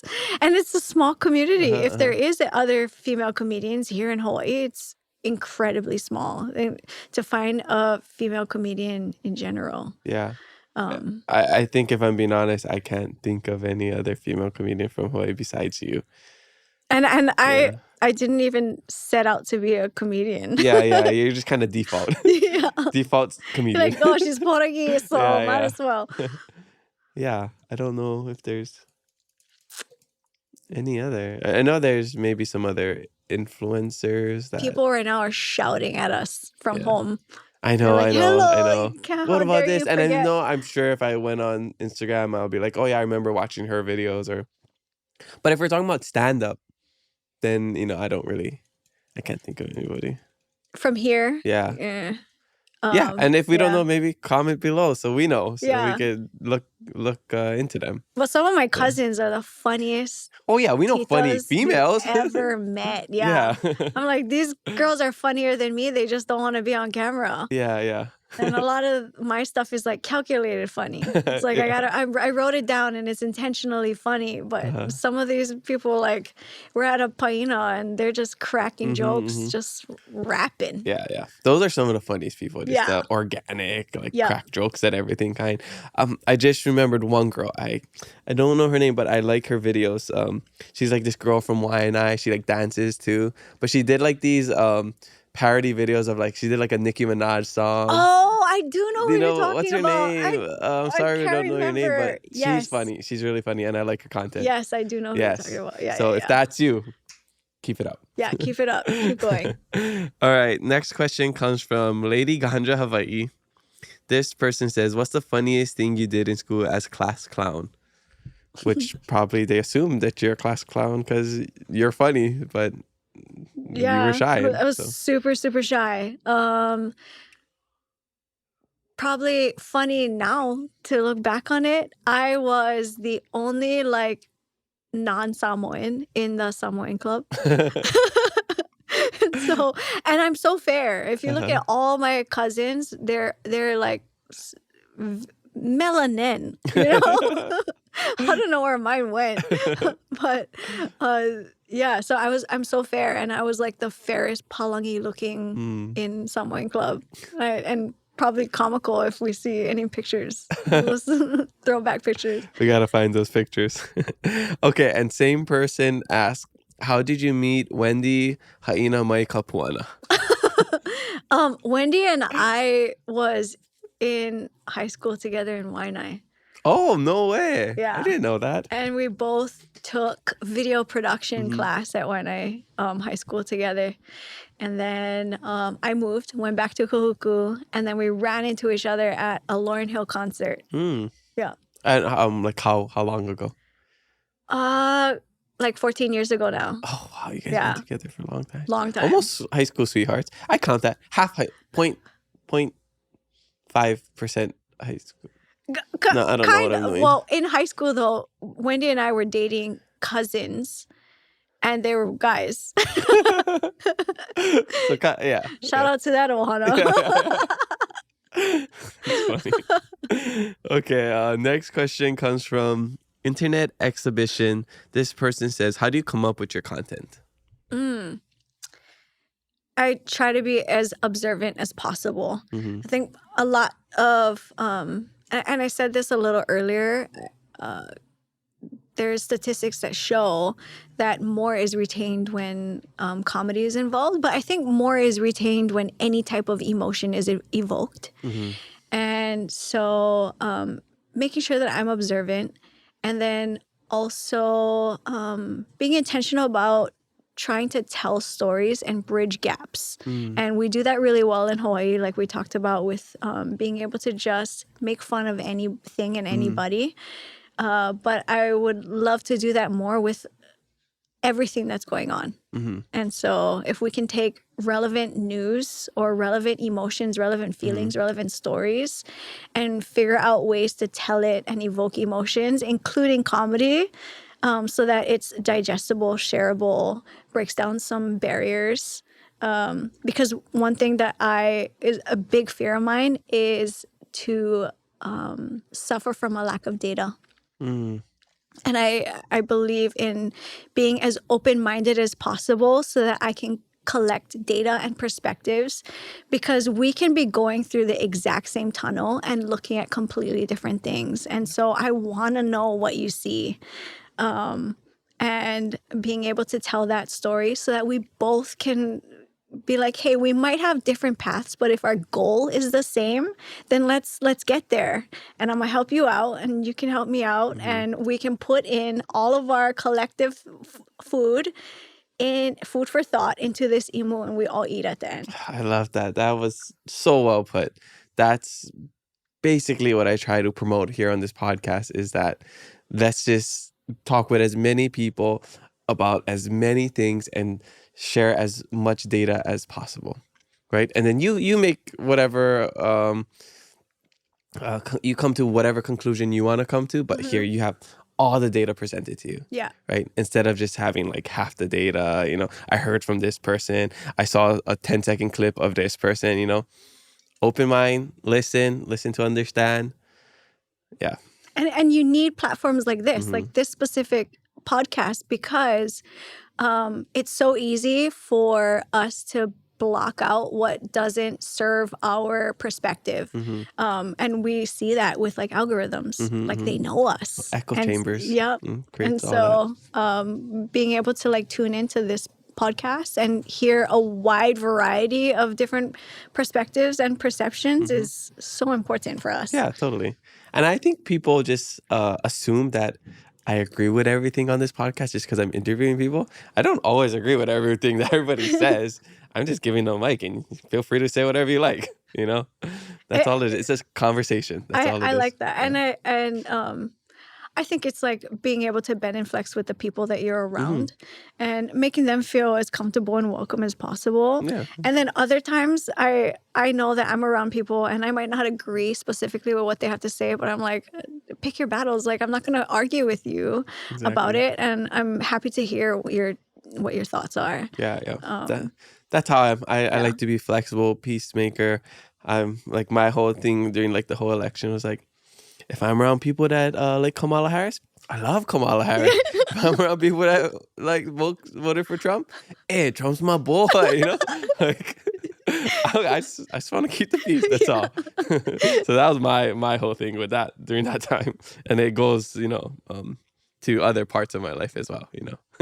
Not that I'm super agreeable, but like you said, pick and choose your battles. Yeah. It's a little bit of code switching. A little Exactly. bit of, I remember making a video a while back, and it was like, some people, they will look at me and they're like, I love your personality. And I'm like, thank you, because this one is specifically yours. It was curated just for you. Just for you. That's funny. Okay. Next question comes from Malosi41. This person says, who was your hero growing up?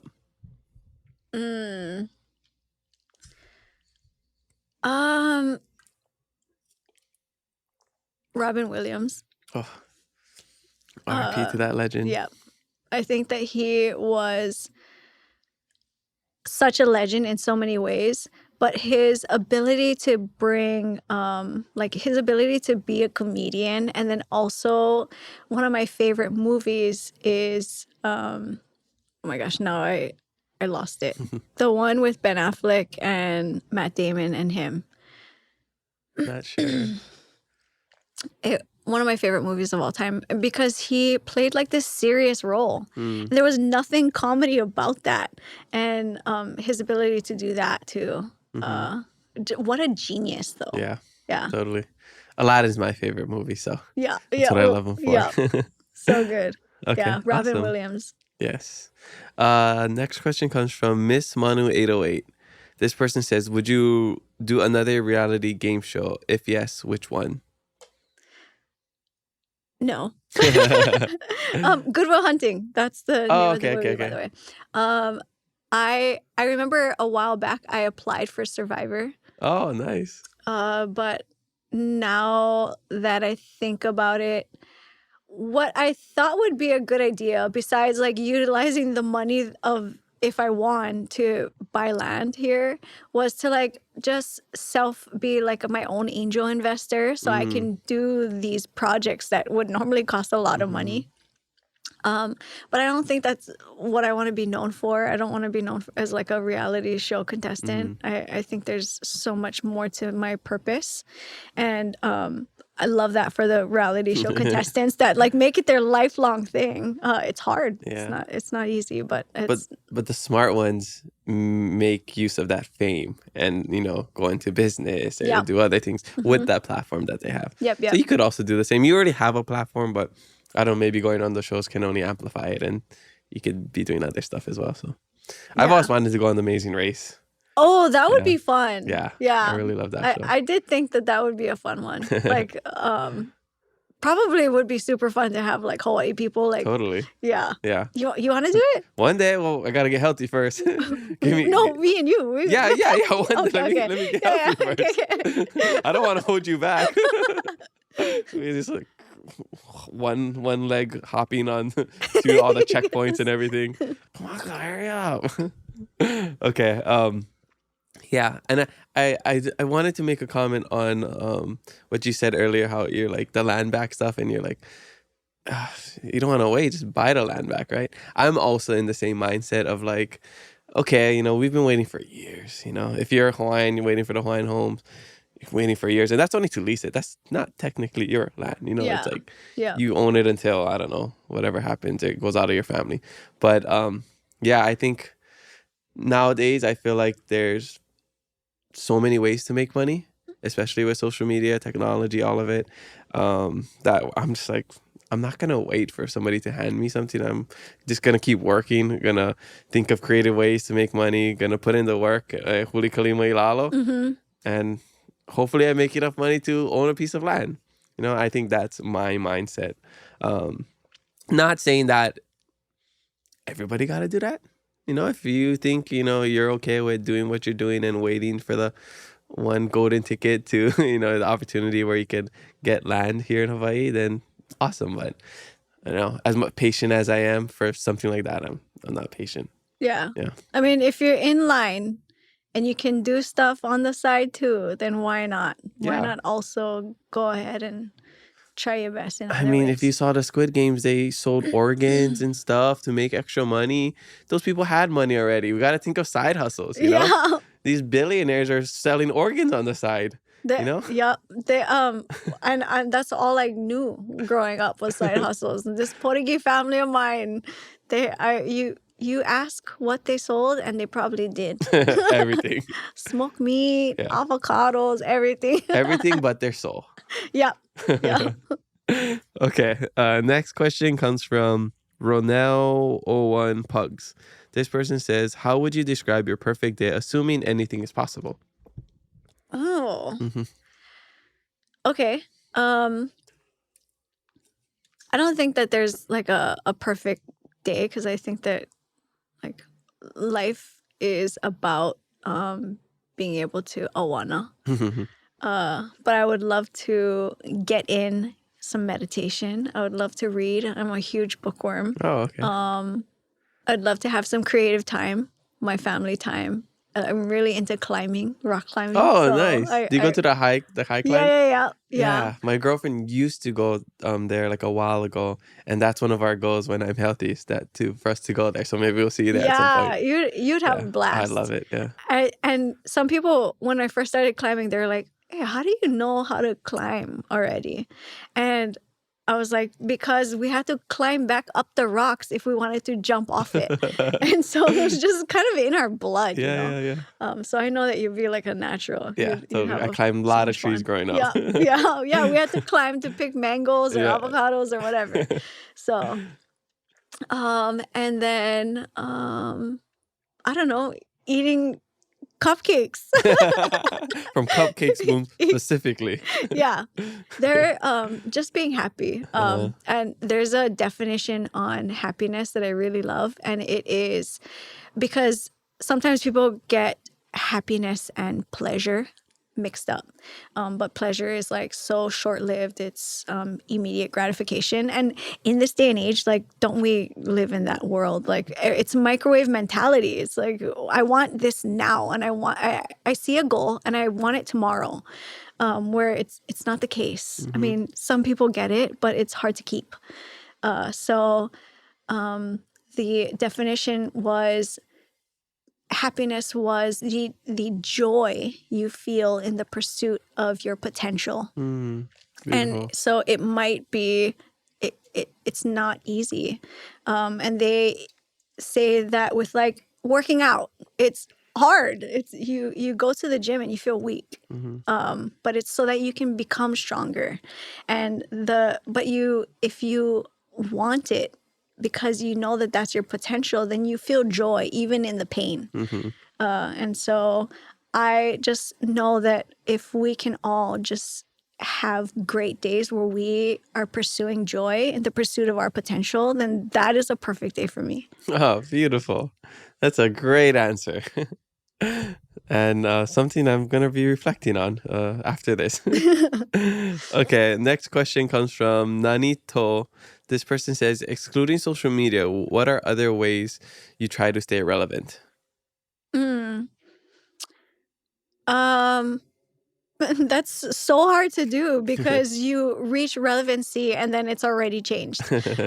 So just, I think it's going to sound so silly and so overused, but just being yourself, because I think that if you are your authentic self, then you're going to attract the people that you want to. And you know what? I don't want the other people anyway. So yeah, I would like to attract the people that are here for this and then repel the rest.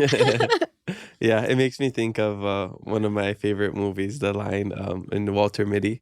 You know that one, Secret Life of Walter Mitty? Yes. That beautiful things don't ask for attention. So, if you're authentic, if you're beautiful, the views will come. Oh, I love right? that. Yes. Yeah, so I just think just keep doing what you're doing, and if it's great, people will notice. You don't gotta scream at the top of your lungs, hey, look at me. Yeah. Look what I'm doing, Yeah. So it's hard to stay relevant. That's why. And then what is relevant? Everybody's and got relevant different... to whom? Yeah, exactly. And so just be you. Awesome. Okay. Set the relevant. Yeah, set the relevant bar. Yeah. Okay, this one I'm curious to know the answer. Avadada says, how did she get her name, or who named her?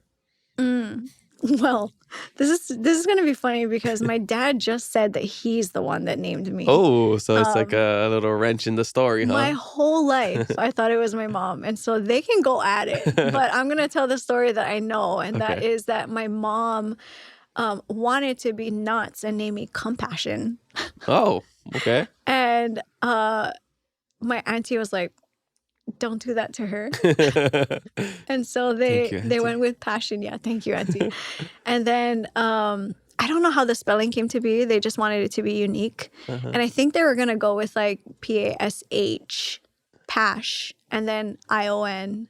And my auntie was like, YN? Why?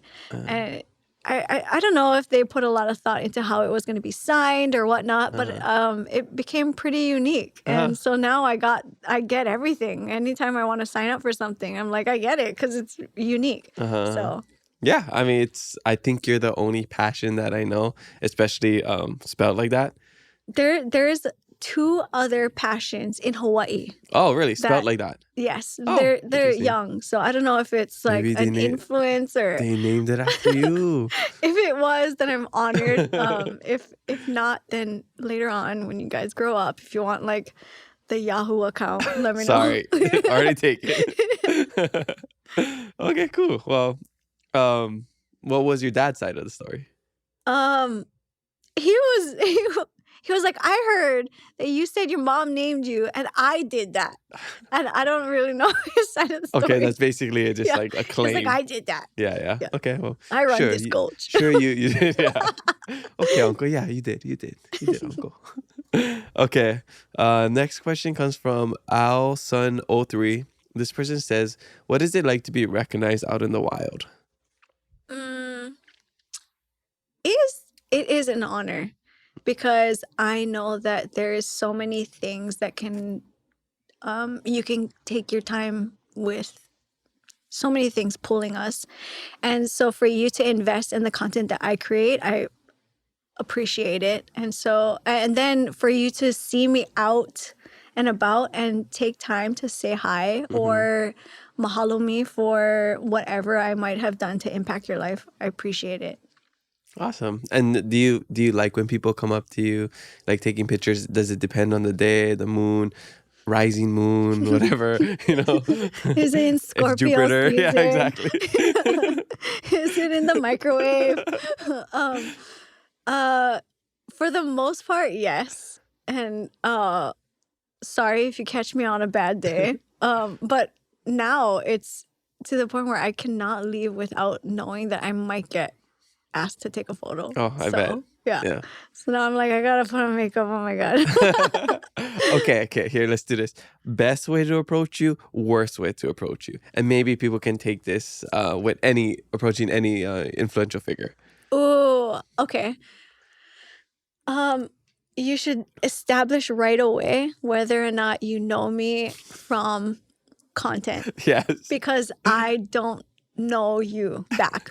And sometimes I might know you back and I just can't place you because I specifically me, I've been to so many schools. So I'm like, I don't know if this is like a cousin, if I went to school with them, they watch my videos, if I work with them someplace. So it is really helpful when you're like, hey, I watch your stuff and I love it. And even just as simple as that is like easy peasy. Yes. For me, I love when they start off with just like, hey, I love your podcast. Yeah. Because if it's like Kamaka, I'm like, Yeah. Marco? I don't know you. Do I know you? And like sometimes they just talk to you and it's like, oh yeah, I don't know you. I just watch your podcast. I'm like, yeah, and I'm trying hard to like place the person. Yeah. So that's a good one. That's a really good one. Okay, and what not to do? It's gonna be. I get a lot, and maybe it's because they're shy or just something that they don't want to admit. So they'll go like, "Oh, my mom watches you," or "Oh, my boyfriend watches you," or "Oh, my girlfriend watches you. Can we take a picture?" Oh, they're gonna love this. Yeah. Like, well, it's not you, so you tell them when they see me. No, I'm just being. I think, assuming I want like a big ass hug. Mm-hmm. I don't know that. Like if I get grabbed, and I get grabbed quite a bit, that's a like little randomly, much. like from the back, like surprise kind, or yeah, or like they notice that it's me too late, and then they're like, and I understand to some degree that the things that they're watching is on their phones, right? And so like I don't know where they're watching me. It can be very intimate moments, like they could be in bed right before they go to sleep. Yeah. And so like I see how like it feels like they know me, but don't grab me, please. Yeah, no physical contact. 6 feet away. Yeah. We'll go with COVID rules. Please. Drop the shaka. Okay, well, thanks for sharing that. All right. Our last question comes from our Patreon. Jerry Salamonte says, tell us about your Squid Game casting process / experience. We already covered that. But he says, why didn't you just lick the cookie more? Crying face emoji. It was so dry. I think that I licked it all I could. Yeah. But my damn chapped lips cracked the cookie. Yeah. See, in Hawaii, we're taught if no fit, put spit. Yep. We're not taught if dry, put spit. Yeah. Or lick. If dry, lick. Yeah. We're not taught that. Yeah, no. So blame our kupunas, blame our ancestors. That's what happened. We didn't Sorry, have Jerry. an olelo no ea for that one. Yeah. E palu I ke cookie. Okay, and then he follows up with, did Cupcakes Boom ever release a passion fruit flavor? Spelled with your name. Jerry is like, he's one of the most on it fans, watches all the episodes. He probably went and watched the entire social media Instagram live, which is about 40 minutes, because there's no way he watched this 5 years ago. So he probably watched it, and I think in that I didn't even go back to watch it. I was like, I should go back and watch it. I'm like, I don't got 40 minutes to watch it right now. I'm pretty sure that's what we talked about in that, where we're like, Cupcakes Boom should do like a special passion fruit flavor. So actually, Jerry, you find out for us. No, I don't know. Yeah, I wonder. Yeah, we have like a couple weeks before this episode airs. So maybe I'll talk with Nikki at Cupcakes Boom, and maybe we'll do like a special passion fruit flavor for the week your episode's out.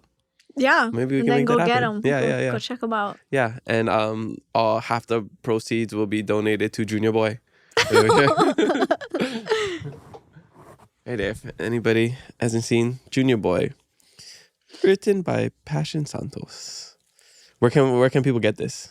Oh, I like the little signature. You can get it currently at Barnes & Noble and also at Namea. Okay, cool. And then hopefully more places soon. There's a line there. And it's my favorite line because the kids won't get it, but the adults will that are reading it. And he goes, "I have sunburn and stepped on Vana. I got generational trauma." They're gonna ask their parents, "What's generational trauma?" It's Junior Boy. That's what it is. Oh, that's great. And stay tuned. Make sure you check out our Instagram because you could win a book or get a book. We'll give you details later, but just stay tuned. Yep. Okay. All right, everybody. Mahalo for the social media fan questions. Make sure you leave some for our next guest, and maybe your question will make it on the podcast. All right, we're coming to the back end of the podcast, and I love to ask all of my guests the same question about keeping it aloha. It's the name of the show. It's something I try to do every day of my life. In your life, how do you keep it aloha? I think that just being kind to people, you never know who somebody is, what they're going through, and just like kindness, it's free, dude. Like, be nice. I think that we can overdo it sometimes because I drive through Waimanalo.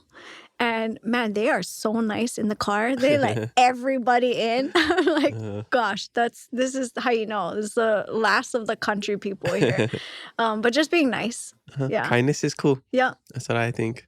Yeah, it's way easier to just do something kind than, to be a meanie head.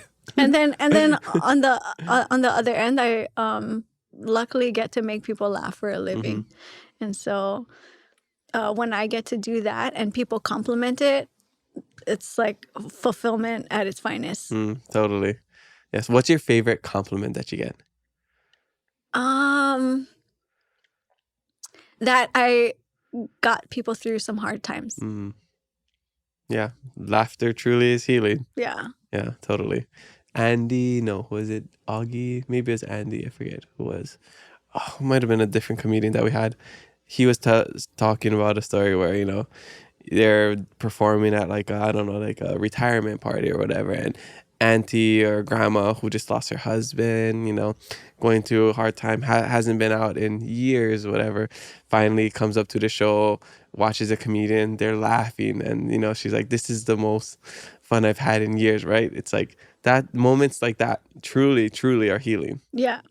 Yeah, and people don't even got to leave their house to be able to witness that. And they could be sitting on their toilet. Anywhere. Yeah. They can be on the toilet in wherever they are and literally all around the world. And that's like something that anybody can do. And you don't have to be that talented to do it. It just takes a lot of practice. And you can take that from me. As long as you have an internet connection and a smartphone, you can broadcast whatever you want worldwide. Yeah. You say that anybody can do it, but I know there's a lot of work that goes into it. What is the hardest thing about what you do? Hardest thing is, I think piecing information together to make it receivable. And how do you do that? Like, is it because you're looking at it from your point of view, where you're just like, okay, this is my subjective view. How do you like step back and look at it like from a macro view and be like, okay, objectively, this is funny? Or do you sometimes put out content and you're like, I thought it was funnier than it actually was? All the time. Yeah, that happens all the time. I think that you get better as you do, and it's I forget what it's called in Japanese, but they have this saying, beginner's mind. Okay. And it's almost like in reference to like a savant or like a grandmaster playing chess, where they make it look effortless. And the moves that would normally take a beginner, maybe like I don't know, 50 moves. It takes this savant or grandmaster like 4. So they make it look effortless, but it's only because, and maybe even now, as I'm still learning, I do it in way less moves, and it's hard for me to remember how to go back to this beginner's mind of like telling people, yeah, just do it. And so like we come up with like the dumbest things. We're like, no, just be yourself. And really there was a lot of work that went on in the beginning. So, but truly just do it. Yeah. Nike. Yeah. You want to be sponsored by them too? Yeah. If you're listening. No, I was trying to think of a quote that I loved when you're talking about like working out or lifting weights. I remember there's a saying that's like the weights don't get lighter, you just get stronger. Doesn't get easier, you just get better. Exactly. Yeah. So it's this, just like what you just said, the more time you put in, the more effort you put in, I guess the effort might not change, but like it just seems like it's effortless to you because you've done it so much. So to people who are watching, you're like, wow, that's so easy for you. Yeah. You know, but it didn't always start off like that. Yeah. Certain things might go on a little bit more of an autopilot, like driving. And then you phase out and you're like, how did I get here? Exactly. I used to hate driving. It wasn't until I had to do the race to 50K and I had to drive everywhere where I got comfortable driving here in Hawaii. Because I didn't like driving. I can see why. It's pretty nuts. Yeah, to drive. but it was really just because I didn't drive that much. Yeah, so as soon as I had to drive every single day, I'm just like cruising. I like driving now, you know. So it's one of those things. Just do it. What do you drive? Well, I have a hybrid truck right now. Okay. The Ford Maverick. Oh, sick. Yeah. Well, I'm not driving now. I Uber. I Uber from I call my Uber Faith Rogers, and she drops me off at places. And then maybe my Uber Jordan Tano can maybe Uber me back home after this, if he's listening. I think he has headphones. He's nodding. Yeah. Okay. Thank you. All right. What is something that you wish people knew about you that they don't?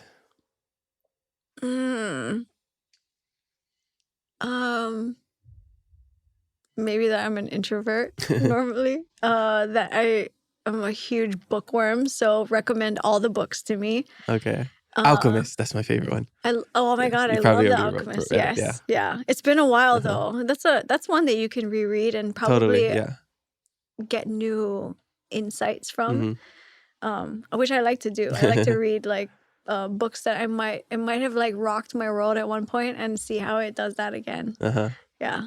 Oh, I gotta give you one of my books because we like traded. It's like a jersey swap. Please, yeah. I think I have some over here. Yeah, sign it. Yes, totally. We'll do that. Okay. Can I? I wanna share one of my poems that I wrote. It's gonna be in my book called Pun Intended. You got me all inspired to write again. I think this might be the only completed one I have, but it's gonna be part of my Pun Intended book. And maybe talking about it and sharing it is gonna motivate me and hold me accountable to. Oh my gosh! Doing yes, it. I wanna share, and let me know what you think. This is more of a it's like a fun one. You know, I have like titles like The Poet's Tree, poetry. Let's see what else. Kidnapping, righting my wrongs. You know, literally writing it. The Human Race, but it's literally like, you know, it's all puns. That's why. Perfect Pair. I have this one too about the Lee family, where it's just like basically all of it is like beautifully, happily, sadly. Like it's basically, I'm not gonna share that one. I don't want anybody to steal any lines. That's a good one though. But this one is fun, and I'm pretty sure it's for the most part completed. I wrote this a long time ago. Okay, it's called Joe King. Okay. Joe was no prankster, but he had jokes. More than comedians and more than we hoped. He would twist legs and pull arms, but never did any harm. He was king of his craft and master of laughs. At times, that made people furious. Joe knew how to play, but never knew how to be serious. So in the end, he said he would drop the whole thing. But to me, I knew he would always be Joe King. That is dope as heck. I hope that you publish this book, because I can see it just living on a table and being like a a centerpiece for just anytime Yeah. you want to open up. Well, the first book I ever wanted to write when I was in the Peace Corps, I was thinking about it, is a book where you just like a toilet book, a bathroom book, where it's called Poop There It Is, like 100 something facts that like we should know, like funny facts or whatever.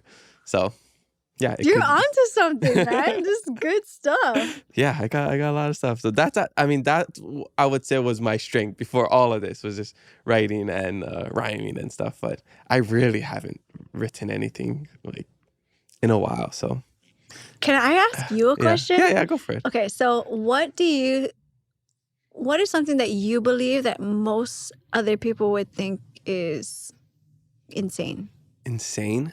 or crazy? Insane or crazy? Like something that I do, or just something in this world that I think is crazy? Either something you do or something you believe in. I don't really have any conspiracy theories. Sometimes I don't really understand why people can't just be nice sometimes. Yeah. Why can't people just say thank you or throw up the shock or literally just not throw away their rubbish? I think that's insane but that just comes down to, how you were brought up. Right. Something, do you have an answer for this? No. Okay. Something that I think that's insane. Huh. I don't know how maybe my sister doesn't wash her dishes and Oh. This is a good question. I really want to have an answer. You can think about it. And then Huh. it's one of those things because I know that you like to read. And sometimes we might think it's simple. And then it's going to blow somebody else's mind. Yeah. Yeah. I think, okay, this would just be the answer that I have right now, is that how people wake up so early to get stuff done. Like for me, if I don't need to wake up early, I don't want to wake up early. And luckily I can make my schedule. So I'm just like, even we hear those, like the Mark Wahlbergs, like I get up at 3 a.m., work out at 4 a.m., do all this stuff, work, and then done with like, you did so much in a day. I'm just like, how come I can't do all of that but start at like 9? Yeah.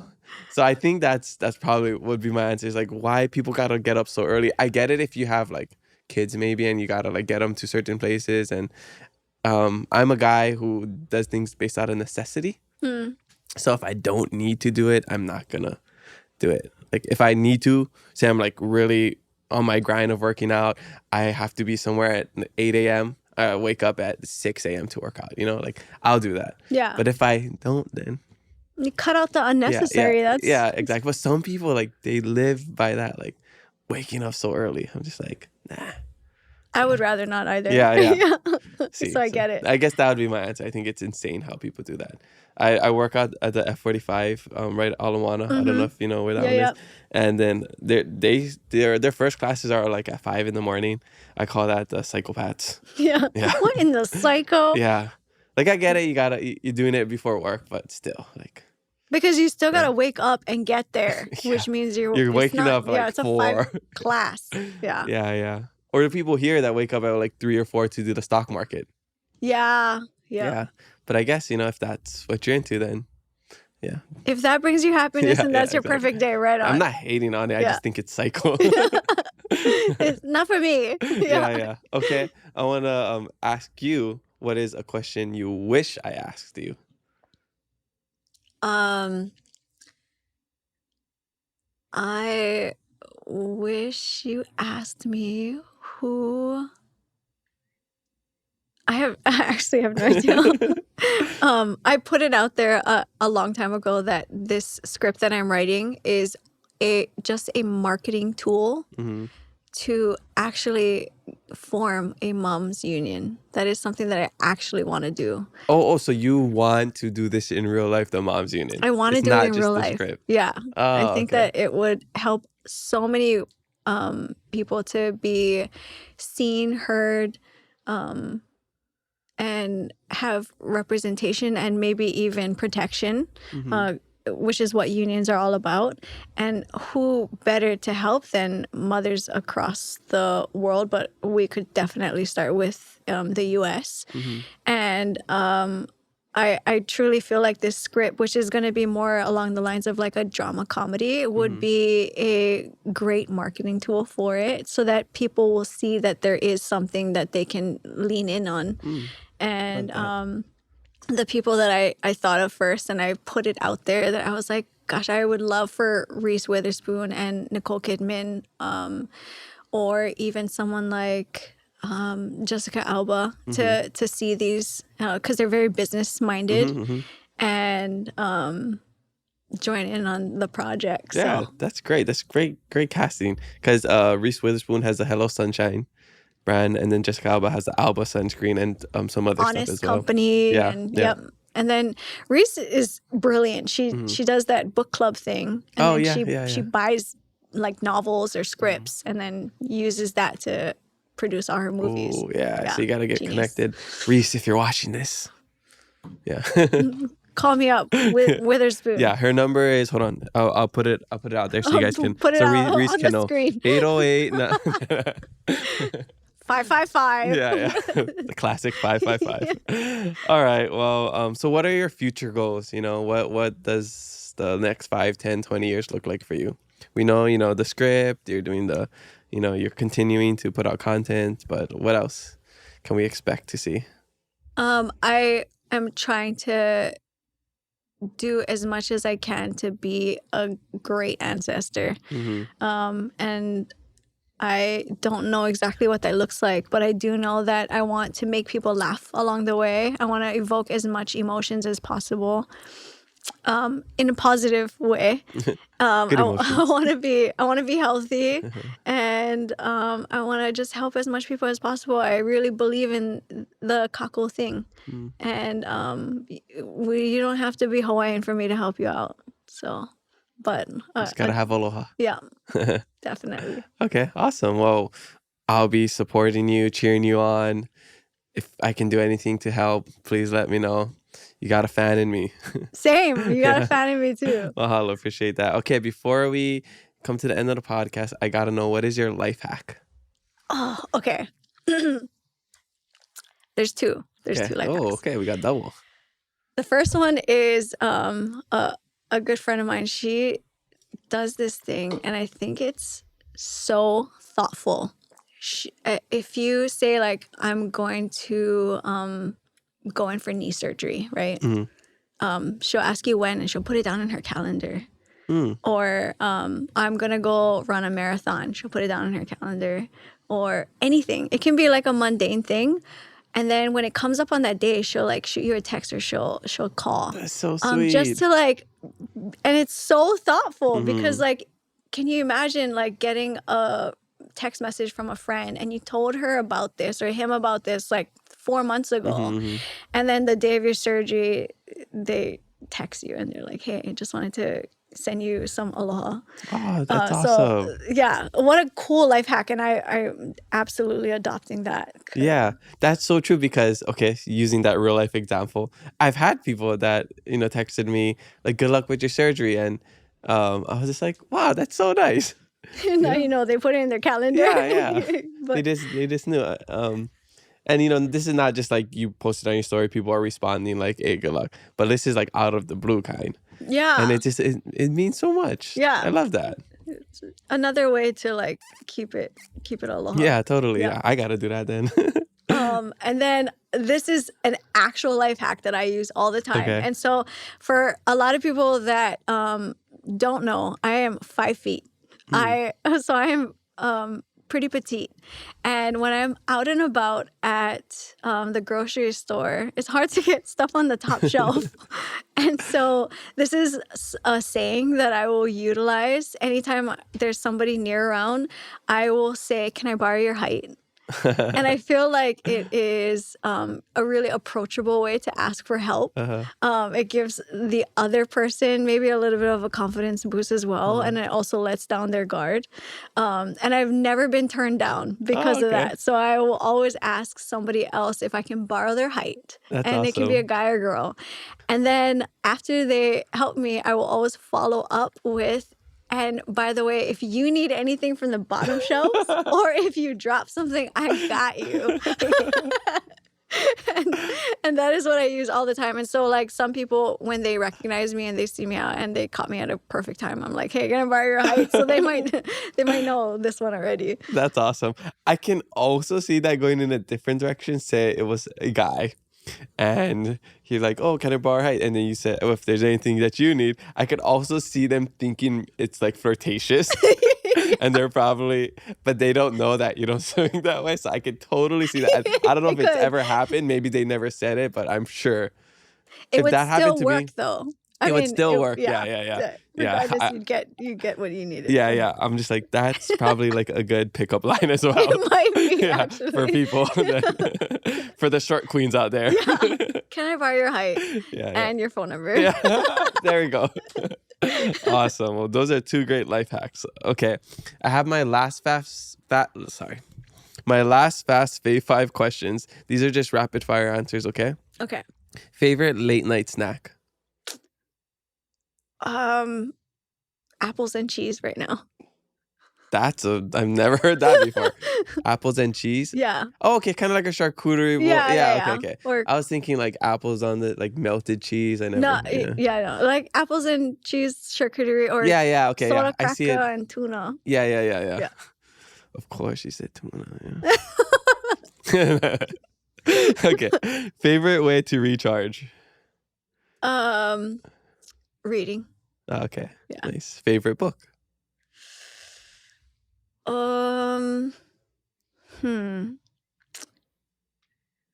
Favorite book of last year was Demon Copperhead. Phenomenal book. Demon Copperhead. Oh. I know Demon Slayer, the anime, but I don't know. I know that one too. So favorite book of last year, Demon Copperhead. Favorite book of all time, that probably shifts, but Untethered Soul is a good one. Okay. Oh, I feel like somebody said that before, Untethered Soul. I'm gonna look into that. I like that one. Okay, favorite guilty pleasure? Watching people play Fortnite. You don't play YouTube. Fortnite? I do play. Oh, okay, okay. I play sometimes. I'm not good, but I play. And then I watch people play. My little brother used to do that growing up, and I was like, why are you watching people play? Why don't you just play? But there's a demographic for that. Can you imagine like our ancestors? They're like, wait, what do you do for a living? You mean I was out in the lo'i and you're getting paid to play video games? Right on. Yeah. Or people on YouTube who are doing like those reviews videos or streams, they're just watching other people. Yeah, watching other people play. Yeah. You're out there in the lo'i working, and I'm just watching you work in the lo'i, but I'm getting paid. That would be the equivalent. That's funny. Okay, and last one, favorite travel destination? I have my favorite place that I've been so far besides here is Tahiti. Oh, nice. But I would love to go to Portugal and I haven't been yet. Oh, okay, nice. I was there for a weekend when I was studying abroad in Spain. I went to Lagos. It's like a beach town. Yep. Yeah, so it's awesome. I gotta spend more time, and we gotta go pay respects to our Portuguese ancestors. Yeah, over there. we gotta go back to the roots. Yeah. All right, that's all we have for you today. Mahalo so much for sharing your life story, sharing your awesome mana'o. Is there anything you want to say before we wrap up? If not, tell us where we can find you. I love what you do. And I'm a longtime fan. Mahalo, appreciate it. Since you had long hair. Yes. So kind of growing it out a little bit. I appreciate everything that you're doing, and I really appreciate this platform. But everyone can just find me Pashyn. Plug that in, and I'd be somewhere. Okay, and go buy her books as well. Stay tuned for all the giveaways. Mahalo, Pashyn, for joining us on the Keep It Aloha podcast. Spread love, be kind to one another, and mahalo for listening to us today. We have new episodes every Thursday, so make sure you follow us and leave a review. I'm your host, Kamaka, and remember to always keep it aloha.